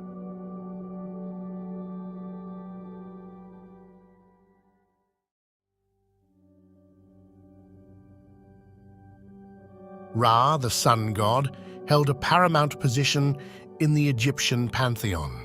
As the eternal sun, he embodied life, light, and the cyclical nature of existence. His significance permeated every aspect of ancient Egyptian life, from the grand temples to the humblest of households. Enter the mystical realm of the Heliopolitan Ennead, a divine assembly of 9 revered deities originating in the sacred city of Heliopolis. Among this celestial gathering, Ra emerged as the celestial ruler, his radiance illuminating the very fabric of creation. Within the cosmic dance of gods and goddesses, Ra took center stage. His rule extended beyond the skies, shaping the earthly realm. As the benevolent force sustaining life, Ra also held the power to judge and maintain cosmic order, a duality that defined his divine essence. At the dawn of Egyptian civilization, a celestial force emerged, destined to shape the very fabric of their beliefs. This force was Ra, the radiant sun god, whose origins are deeply intertwined with the mysteries of creation and cosmic order. Ra, the cosmic luminary, held a paramount role in the Egyptian pantheon. As the sun god, he was revered as the bringer of light, warmth, and life itself. His celestial journey across the sky each day marked the perpetual cycle of creation, renewal, and rejuvenation. Picture the radiant sun sailing majestically across the sky in a celestial boat. This solar boat wasn't just a myth. It represented the eternal journey of Ra, symbolizing the cyclical nature of time, sunrise, and sunset. The boat became a powerful metaphor for life's perpetual journey and cosmic balance. At the heart of Egyptian cosmogony lies a tale of divine creation, where Ra, the sun god, played a pivotal role in shaping the universe. In a dance of cosmic forces, Ra embarked on a journey of self-creation, emerging as the radiant force that would govern the celestial realm. As Ra's brilliance expanded, so did his divine family. Nut, the sky goddess, Geb, the earth god, Shu, the god of air, and Tefnut, the goddess of moisture, formed the celestial ensemble that would shape the very fabric of the Egyptian pantheon. Each deity contributed a unique essence to the cosmic balance. The intricate relationships within Ra's divine family were the threads that wove the cosmic tapestry of Egyptian mythology. Nut and Geb, locked in a passionate embrace, symbolized the union of the sky and earth. Shu, their son, became the god of air, separating the cosmic elements. Tefnut, the moisture, completed this divine quartet. As the sun sets on the horizon, Ra embarks on a nightly odyssey through the realm of the dead. This journey, concealed in the shadows, unveils the mysteries of the underworld, where Ra faces trials, tribulations, and the ultimate cosmic adversary, Apep, the serpent of chaos. In the cosmic tapestry of Egyptian beliefs, the nightly battle between Ra and Apep is a defining moment. Apep, a symbol of chaos and disorder, seeks to engulf the sun in eternal darkness. Ra, in his solar bark, stands as a beacon of order, engaging in an epic struggle to ensure the perpetuity of light and life. Beyond the celestial spectacle, the battle carries profound symbolism. It reflects the eternal struggle between order and chaos, light and darkness. Ra's victory each night signifies the triumph of cosmic harmony, assuring the resurrection of the sun and the dawning of a new day. Ra, the celestial shapeshifter, assumes various forms that transcend the boundaries of the mundane. From the dawn beetle Khepri to the setting sun deity Atum, each manifestation reveals a unique facet of Ra's multifaceted nature, adding depth to the rich tapestry of Egyptian spirituality. First, we encounter Khepri, the dawn beetle, symbolizing renewal and transformation. Witness the sun's rebirth with each dawn, mirroring the beetle's cyclical journey. Next, Atum, the creator god associated with the setting sun, embodies the transformative power of the cosmic cycle, signaling the end of each day. Khepri, with its daily renewal, represents the eternal cycle of life, death, and rebirth. Atum, in his role as the setting sun, signifies completion, transformation, and the promise of a new beginning. These symbols were deeply embedded in Egyptian culture, shaping their beliefs about existence and the cosmic order. Ra's multifaceted nature extends beyond the cosmic realm. In the earthly domain, he influenced diverse aspects of life, from kingship to agriculture. As the bringer of light and life, Ra's radiant influence touched every corner of ancient Egyptian society, fostering prosperity and spiritual connection. Temples dedicated to Ra stood as magnificent monuments, reflecting the splendor of worship and the profound connection between the divine and the mortal realm. Our journey begins with an overview of one of the most awe-inspiring temples, the Karnak Temple, a testament to the grandeur of Ra's worship. Behold the Karnak Temple, a sprawling complex that stood as a beacon of devotion to Ra. Its colossal pylons, hypostyle halls, and sacred precincts bore witness to the fervent worship and rituals dedicated to the sun god. The walls adorned with hieroglyphs told the tales of Ra's cosmic journey and divine influence. Step back in time and witness the vibrant rituals that unfolded within the sacred precincts. From daily ceremonies honoring the rising sun to grand festivals celebrating Ra's triumphs, the worshippers engaged in acts of devotion, affirming their connection with the divine and the cosmic order personified by Ra. We embarked on a journey through the dawn of Egyptian civilization, witnessing Ra's emergence as the cosmic force that would shape the very fabric of their beliefs. From the creation myths to the nightly battles against Apep, we delved into the depths of Ra's mythology, uncovering the divine tapestry that defined ancient Egypt. As we stand at the crossroads of ancient and modern, we cannot ignore the enduring impact of Ra. His influence transcends the sands of time, leaving an indelible mark on Egyptian culture. From temples that once echoed with devotion to symbols that persist in contemporary art, Ra's legacy remains as vibrant as the midday sun.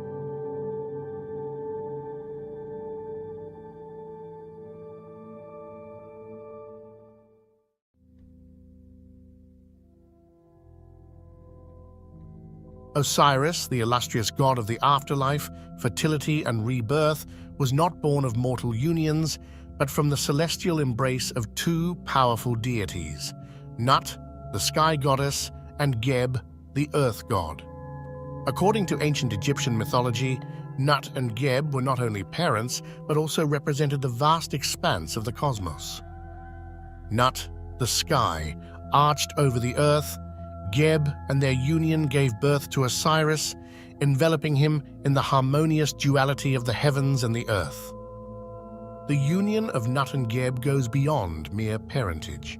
It symbolizes the very essence of cosmic order. Nut, stretching across the sky, embodies the celestial realm, representing order, while Geb, the earthly expanse beneath, is the foundation of life and fertility. Osiris, born from this divine union, carries the symbolism of both celestial and earthly parentage. His essence is a bridge between the spiritual and the physical, embodying the interconnectedness of the Egyptian cosmos.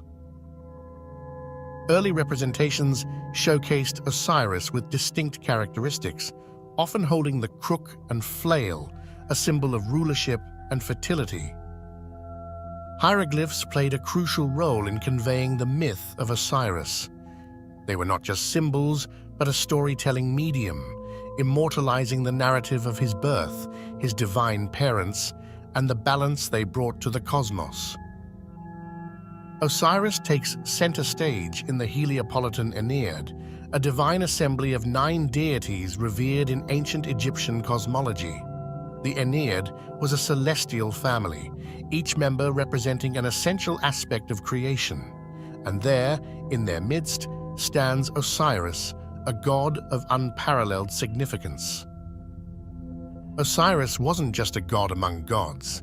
He held a unique position, embodying principles of life, death, and rebirth. His presence in the Heliopolitan Aeneid signifies his importance in the grand narrative of creation. In the beginning, the universe was shrouded in chaos, and from this chaos emerged the Aeneid, led by the wise Osiris. Osiris's presence in the creation myth symbolizes order and purpose. As the world took form, he stood as a beacon of stability, ensuring the balance between the forces of creation and the ever-present chaos. Osiris's role extends beyond the act of creation. He becomes a custodian of divine order and balance, essential elements in the Egyptian worldview. The Egyptians believed that Osiris's influence permeated every aspect of existence, from the cycles of nature to the conduct of rulers. Osiris, often hailed as the Green One, stands as a testament to the symbiotic relationship between the divine and the earthly. He wasn't just a god. He was the embodiment of fertility, the life force that sustained the land and its people. As the god of agriculture, Osiris held the power to bless the fields and ensure bountiful harvests.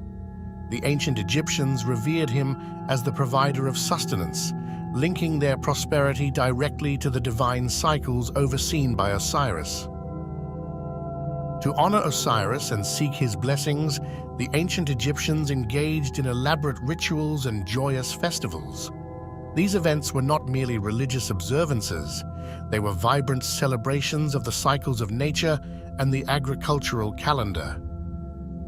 During these festivities, communities came together, offering prayers and sacrifices to Osiris. The rituals symbolized a harmonious partnership with the divine, ensuring the fertility of the land and the abundance of crops. Osiris's influence extended beyond ceremonies. It permeated the very fabric of ancient Egyptian agricultural practices. The farmers saw Osiris not only as a god, but as a guide, influencing their methods and techniques. Osiris, the god of eternity, transcended his role as a deity and became the very embodiment of ideal kingship in the eyes of the ancient Egyptians. His qualities, wisdom, and sense of justice set the standard for earthly rulers. Kings sought to emulate Osiris, aiming to embody the divine attributes that he personified: fairness, benevolence, and a deep connection to the cosmic order. The pharaohs, considered the living Horus and earthly representatives of the divine, also carried the essence of Osiris within them. They were seen as the bridge between the mortal realm and the afterlife. Much like Osiris, pharaohs were expected to uphold justice, maintain cosmic balance, and ensure the prosperity of their people. The connection to Osiris was not just symbolic, it was a divine mandate that influenced every aspect of their rule. The coronation of a pharaoh was a sacred event, a ritual deeply intertwined with Osiris's divine legacy. The ceremony wasn't just about political ascension, it was a spiritual affirmation of the pharaoh's connection to the divine order.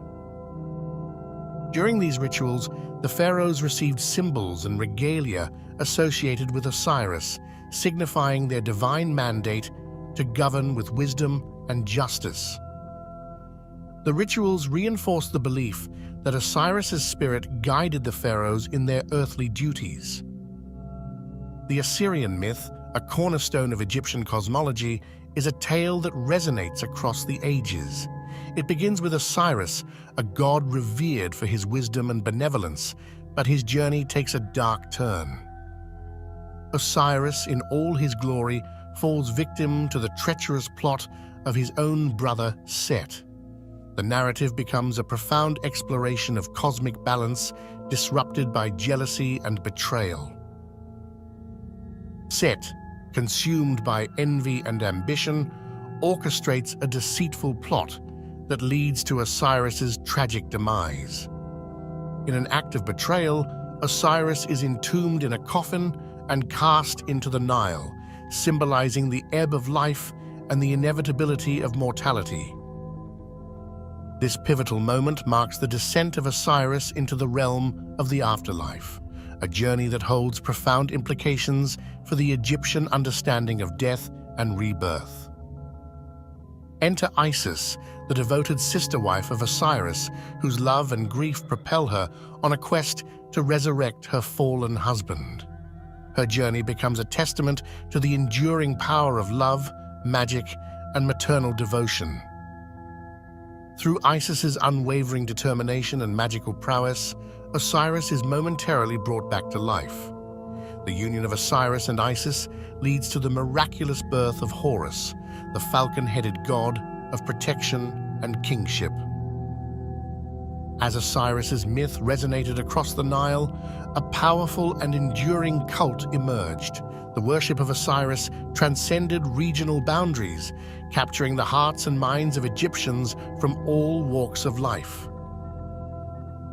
From the bustling cities to the tranquil villages, the reverence for Osiris became a unifying force, a shared spiritual journey that connected the diverse tapestry of ancient Egyptian society. To honor Osiris, majestic temples and sacred sites rose across the Egyptian landscape like monuments of devotion. These architectural marvels were not just places of worship, but gateways to the divine, where the presence of Osiris was felt profoundly. Temples dedicated to Osiris, such as the renowned Temple of Abydos, became focal points for pilgrims seeking spiritual enlightenment, solace, and a connection to the God of eternity. Pilgrimages, sacred journeys undertaken by devout followers, played a crucial role in the cult of Osiris. These pilgrims traversed the ancient Egyptian landscape, seeking proximity to sacred sites imbued with the divine essence of Osiris. The spiritual significance of Osiris varied across regions, with unique rituals and traditions evolving. Yet the underlying theme remained the same: an earnest quest for spiritual enlightenment and a connection to the God who held the keys to the afterlife. The cult of Osiris, with its diverse expressions and shared devotion, stands as a testament to the profound impact of this god on the spiritual fabric of ancient Egypt.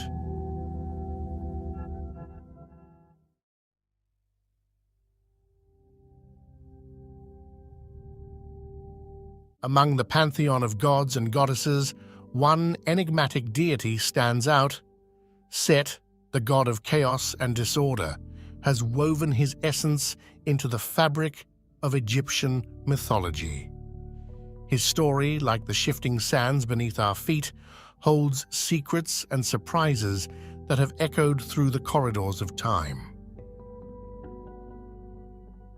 In the shadowy corridors of Egypt's mythic past, Set emerges as a figure shrouded in antiquity. Our journey begins with the origins of this intriguing deity. Set's early appearances in Egyptian mythology are as elusive as the shifting sands themselves. Descriptions and tales from ancient texts paint a picture of a deity both revered and feared.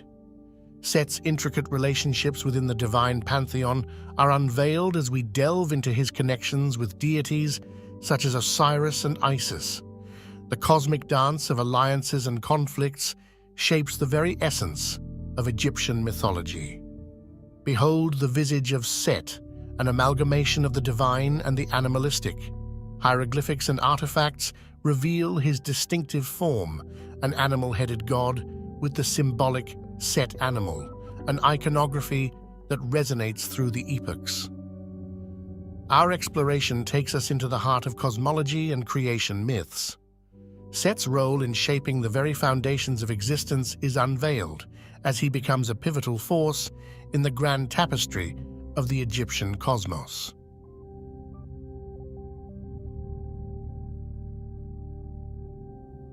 As we venture deeper into the annals of Egyptian mythology, our focus shifts to Set's role in the grand tapestry of the pantheon. Join us in unraveling the complexities of Set's divine presence. Set, the god of chaos and disorder, strides boldly through the pages of history. His essence, a turbulent force, shapes narratives of tumultuous events and cosmic discord.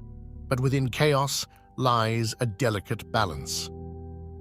Set plays a pivotal role in the cosmic dance, ensuring the equilibrium of Mahat, the Egyptian concept of cosmic order. His chaotic nature, paradoxically, contributes to the harmony of the divine scales. Set's influence extends beyond the metaphysical, manifesting in the natural world. Storms rage, thunder echoes, and the vast desert, a realm of unpredictability, all bear the mark of Set's chaotic touch. Yet, as we traverse the sands, we discover that the worship of Set is a tapestry woven with regional nuances.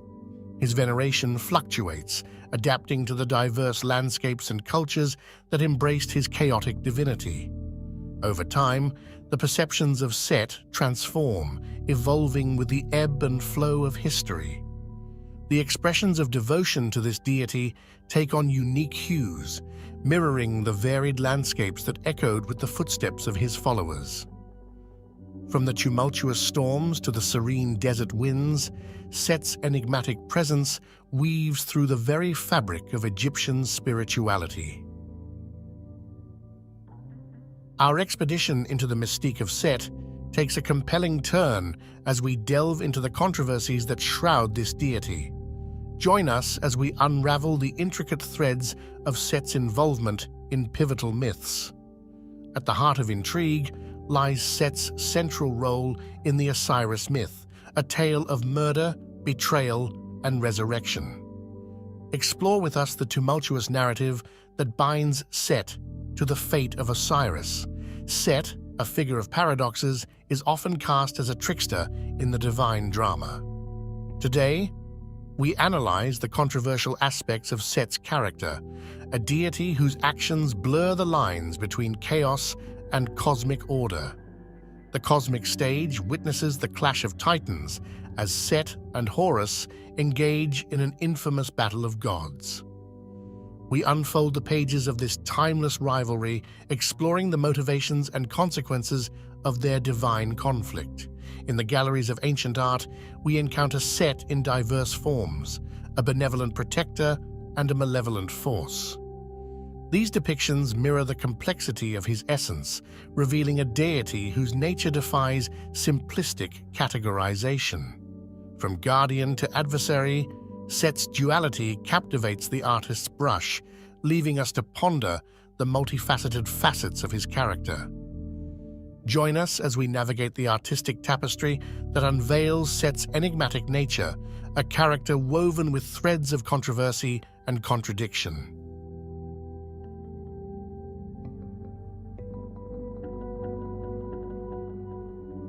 As we navigate the sacred landscapes of ancient Egypt, our focus shifts to the tangible presence of Set in the daily lives and rituals of the people.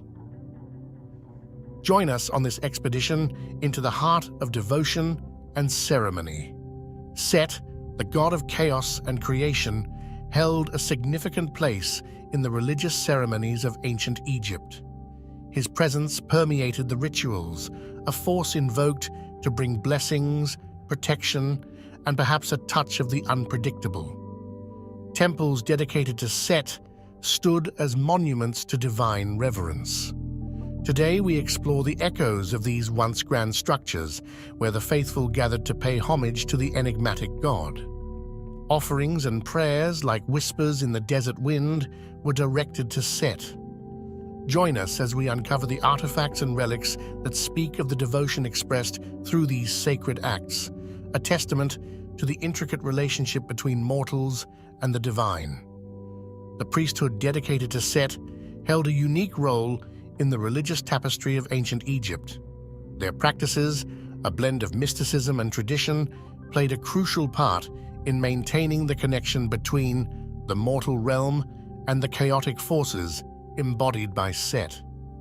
From sacred chants to elaborate ceremonies, the practices of Set's priesthood were as diverse as the landscapes that surrounded them. Today, we piece together the fragments of these ancient rituals, attempting to decipher the language of devotion spoken to the god of chaos. As we step into the later chapters of Set's story, we witness the ebb and flow of his influence across the ages. Join us in exploring the legacy and modern reinterpretations of the god of chaos. The New Kingdom marked a pivotal period, and with it came a shifting tide in the pantheon's popularity. Set, once a prominent figure, experienced a decline as the dynamics of worship evolved. What led to this transformative moment in the deity's journey? Fast forward to the present day, where Set's ancient spirit resonates in unexpected ways. Explore with us the realms of literature, pop culture, and modern spirituality as Set finds new life in the imaginations of artists, writers, and seekers. The god of chaos, once confined to the pages of history, now strides boldly into our modern consciousness. Discover the myriad faces of Set in contemporary tales, art, and even spiritual practices that draw inspiration from the ancient. But what about the lasting impact?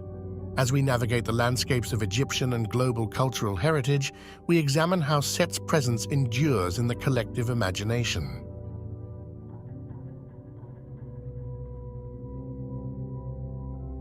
As we stand at the crossroads of time, the tapestry of Set's legacy unfolds before us. From the ancient scrolls to the canvases of today, the god of chaos has woven himself into the very fabric of our exploration. Each stroke of the artist's brush, every carefully carved hieroglyphic, tells a tale of a deity who defies simple definition. Set, with his duality and controversy, continues to captivate and mystify, leaving an indelible mark on the sands of history.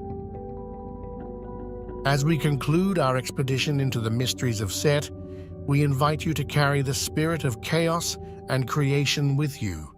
Let his enigma linger in your thoughts, a reminder that the ancient world holds secrets waiting to be discovered.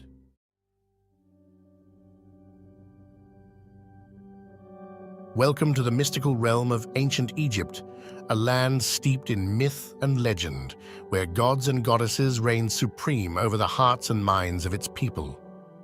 Among these divine beings, one figure stands out, revered and enigmatic: Anubis. In the vast pantheon of Egyptian deities, Anubis holds a special place as the god of mummification and the afterlife. His presence permeated every aspect of Egyptian society, from religious rituals to funerary practices. Before we delve deeper into the mysteries of Anubis, let's take a moment to understand the role of gods and goddesses in ancient Egyptian society. To the ancient Egyptians, these divine beings were not merely distant figures to be worshipped, they were integral to every facet of life. From the mighty Ra, the sun god, who journeyed through the sky each day, to Isis, the goddess of magic and motherhood, who protected her people with her powerful spells, the gods and goddesses of Egypt were seen as both protectors and guides. They were believed to intervene in the affairs of mortals, offering blessings to the virtuous and punishments to the wicked. And at the heart of this divine hierarchy stood Anubis, the jackal-headed guardian of the dead. We will now unravel the myths and legends surrounding the god of the afterlife, Anubis. To understand the origins of Anubis, we must journey back to the dawn of Egyptian civilization, where myths and legends intertwine with history. Anubis, one of the oldest gods in Egyptian mythology, emerged from the primordial chaos, embodying the mysteries of life and death. Often depicted with the head of a jackal, Anubis's appearance is as striking as it is symbolic. The jackal, a scavenger of the desert, was associated with death and the afterlife, making it a fitting representation for the god who presided over these realms. Anubis was more than just a symbolic figure. He played a vital role in Egyptian religious rituals, particularly in the process of mummification. As the god of embalming and the afterlife, Anubis oversaw the preservation of the deceased's body and guided their soul to the underworld. As for his parentage, the origins of Anubis are shrouded in mystery, much like the god himself. While some myths suggest that he was the son of Osiris, the god of the afterlife, and Nephthys, others propose a lineage with Set and Nephthys. Regardless of his parentage, Anubis's role as the guardian of the dead remained constant throughout Egyptian history, his presence offering comfort and protection to the souls journeying to the afterlife. In the realm of Egyptian religion and funerary practices, Anubis reigned supreme, his presence felt in every aspect of the journey to the afterlife. From the moment of death to the final judgment, Anubis played a crucial role in guiding the souls of the departed. One of the most sacred rituals involving Anubis was the weighing of the heart ceremony, conducted in the Hall of Ma'at. Here, the heart of the deceased was weighed against the feather of Ma'at, the goddess of truth and justice. Anubis presided over this solemn ceremony, ensuring that the scales remained balanced. If the heart was found to be lighter than the feather, it meant that the soul had lived a righteous life and could proceed to the afterlife. But if the heart was heavy with sin, it would be devoured by the fearsome beast, Ammit. Beyond the halls of judgment, Anubis continued to guide the souls of the departed through the treacherous journey to the afterlife.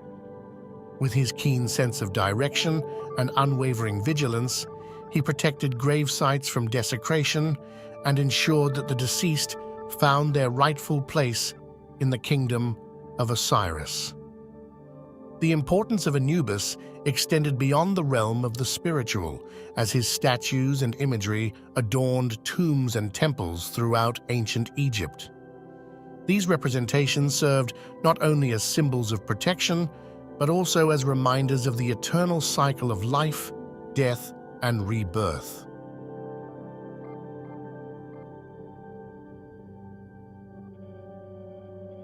At the heart of Anubis's symbolism lies his jackal form, a powerful representation of death and embalming. The jackal, with its association with scavenging and the desert, was seen by the ancient Egyptians as a creature of the underworld, roaming the night in search of souls. Thus, Anubis's jackal-headed form served as a fitting embodiment of death and the afterlife. But Anubis was not merely a symbol of death, he was also a guardian and protector of the deceased. In this role, he watched over grave sites, ensuring that the souls of the departed remained undisturbed and safe from harm. In Egyptian mythology, Anubis's unwavering vigilance made him a trusted companion on the journey to the afterlife, guiding souls through the treacherous paths of the underworld. Throughout history, Anubis has been depicted in a variety of forms, from imposing statues to intricate hieroglyphs. These representations not only served as symbols of reverence, but also as reminders of Anubis's enduring presence in the lives of the ancient Egyptians. Anubis's influence extended beyond the realm of art and imagery, as his presence could be felt in the sacred texts and rituals of Egyptian religion. In hymns and prayers, Anubis was invoked as a protector and guide, his name spoken with reverence and awe.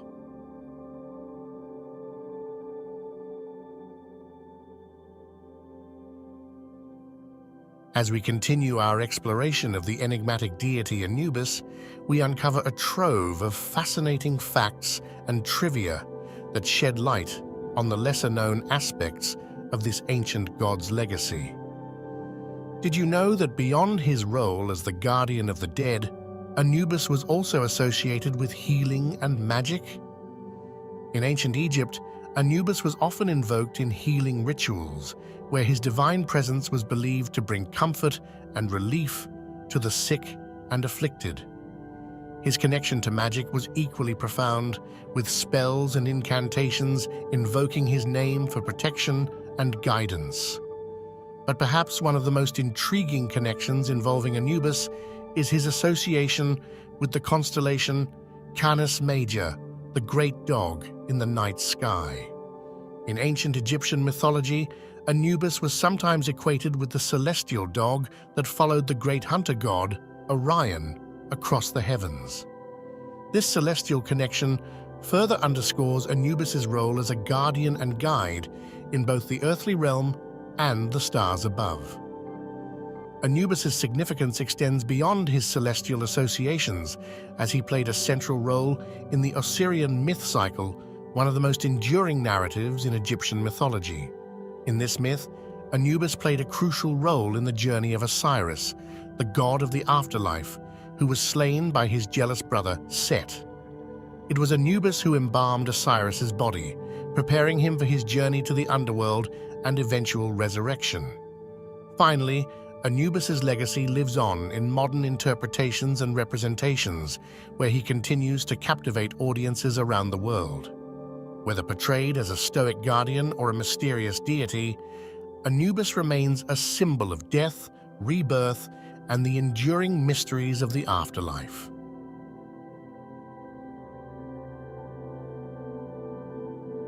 As we reach the conclusion of our journey through the realm of Anubis, we are left with a profound appreciation for the enduring legacy of this ancient deity. Across the millennia, Anubis has left an indelible mark on Egyptian culture and continues to captivate hearts and minds around the world. Anubis's imagery and symbolism have permeated every aspect of human expression, from ancient art and literature to contemporary media and pop culture. His jackal-headed form and enigmatic presence have inspired countless artists, writers, and filmmakers to explore the mysteries of death and the afterlife. In today's world, the fascination with Anubis in Egyptian mythology remains as strong as ever. From blockbuster movies to best-selling novels, Anubis continues to play a prominent role in popular culture, his image serving as a potent symbol of death, rebirth, and the eternal cycle of life. The legacy of Anubis extends to the hearts and minds of people around the world who are drawn to the rich tapestry of Egyptian mythology. Through museums, exhibitions, and archaeological discoveries, Anubis continues to inspire wonder and curiosity, inviting us to explore the ancient wisdom of the Nile Valley. In closing, Anubis stands as more than just a figure from the distant past. He is a timeless symbol of the human quest for understanding and transcendence. As we gaze upon his jackal-headed visage, we are reminded of the mysteries that lie beyond the veil of mortality and the enduring legacy of those who have come before us. And so, we bid farewell to Anubis, the guardian of the dead, the guide to the afterlife, and a symbol of the eternal journey of the human spirit. Thank you for joining us on this journey through the fascinating world of Anubis and Egyptian mythology. See you next time.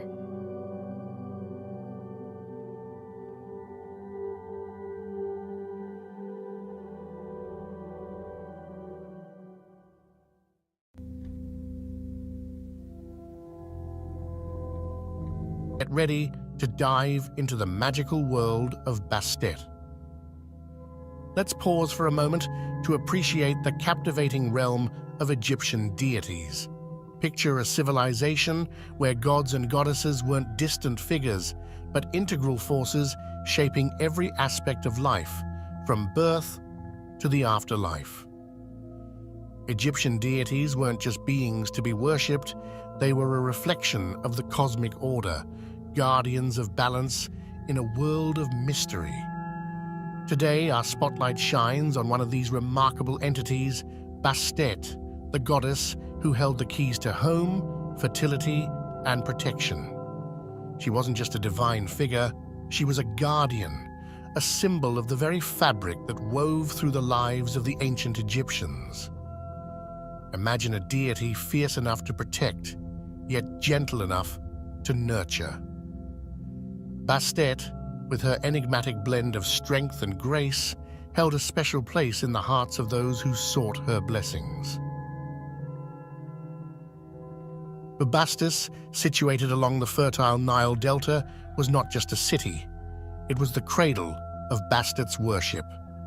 The very soil beneath it bore witness to the emergence of this revered goddess.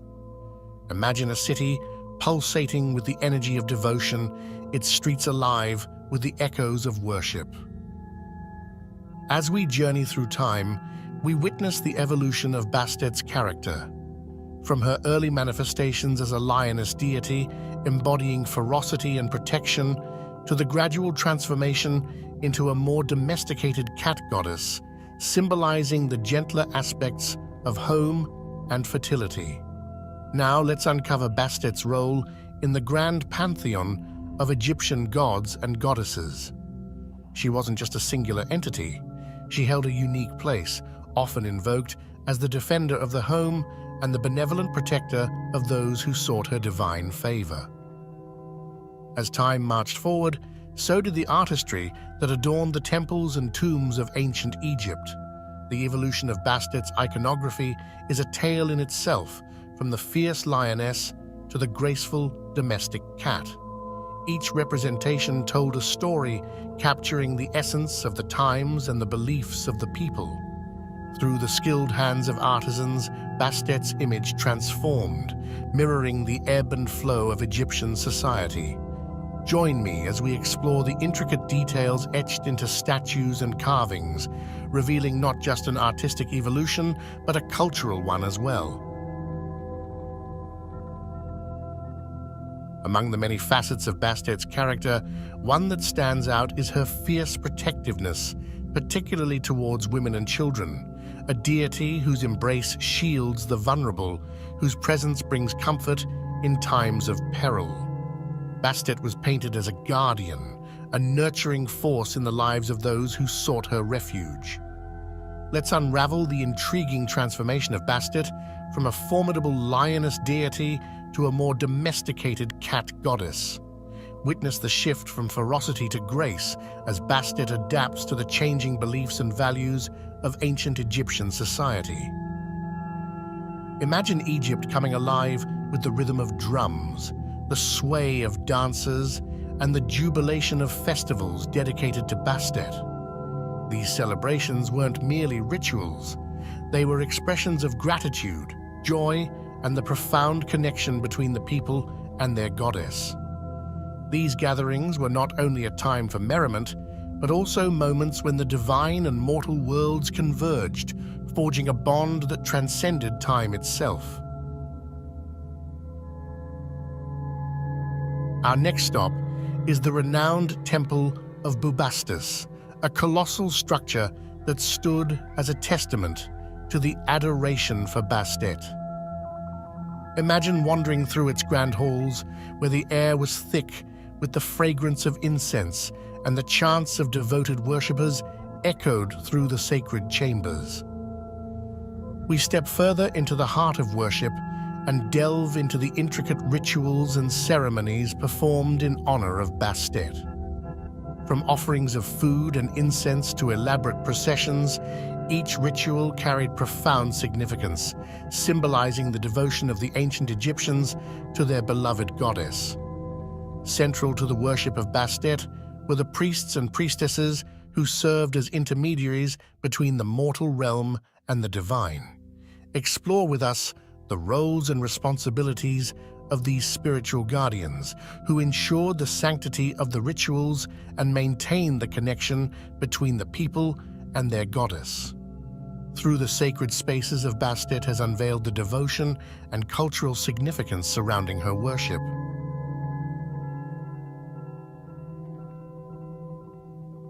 As we step forward in time, let's explore how Bastet's influence persisted in later periods of history and transcended the borders of ancient Egypt.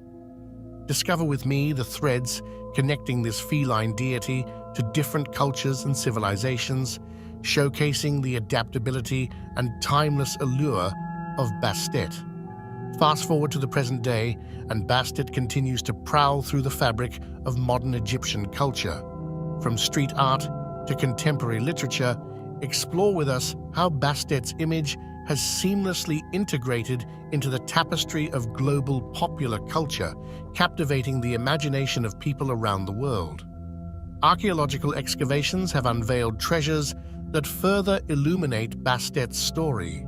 Join me as we discuss the artifacts and inscriptions that provide invaluable insights into the practices, beliefs, and the widespread worship of this goddess in ancient times.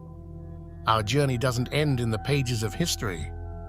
Bastet's charm endures in the contemporary world, captivating the hearts and minds of many. From fashion to film, explore how this ancient deity has become an icon, leaving an indelible mark on the cultural landscape of today.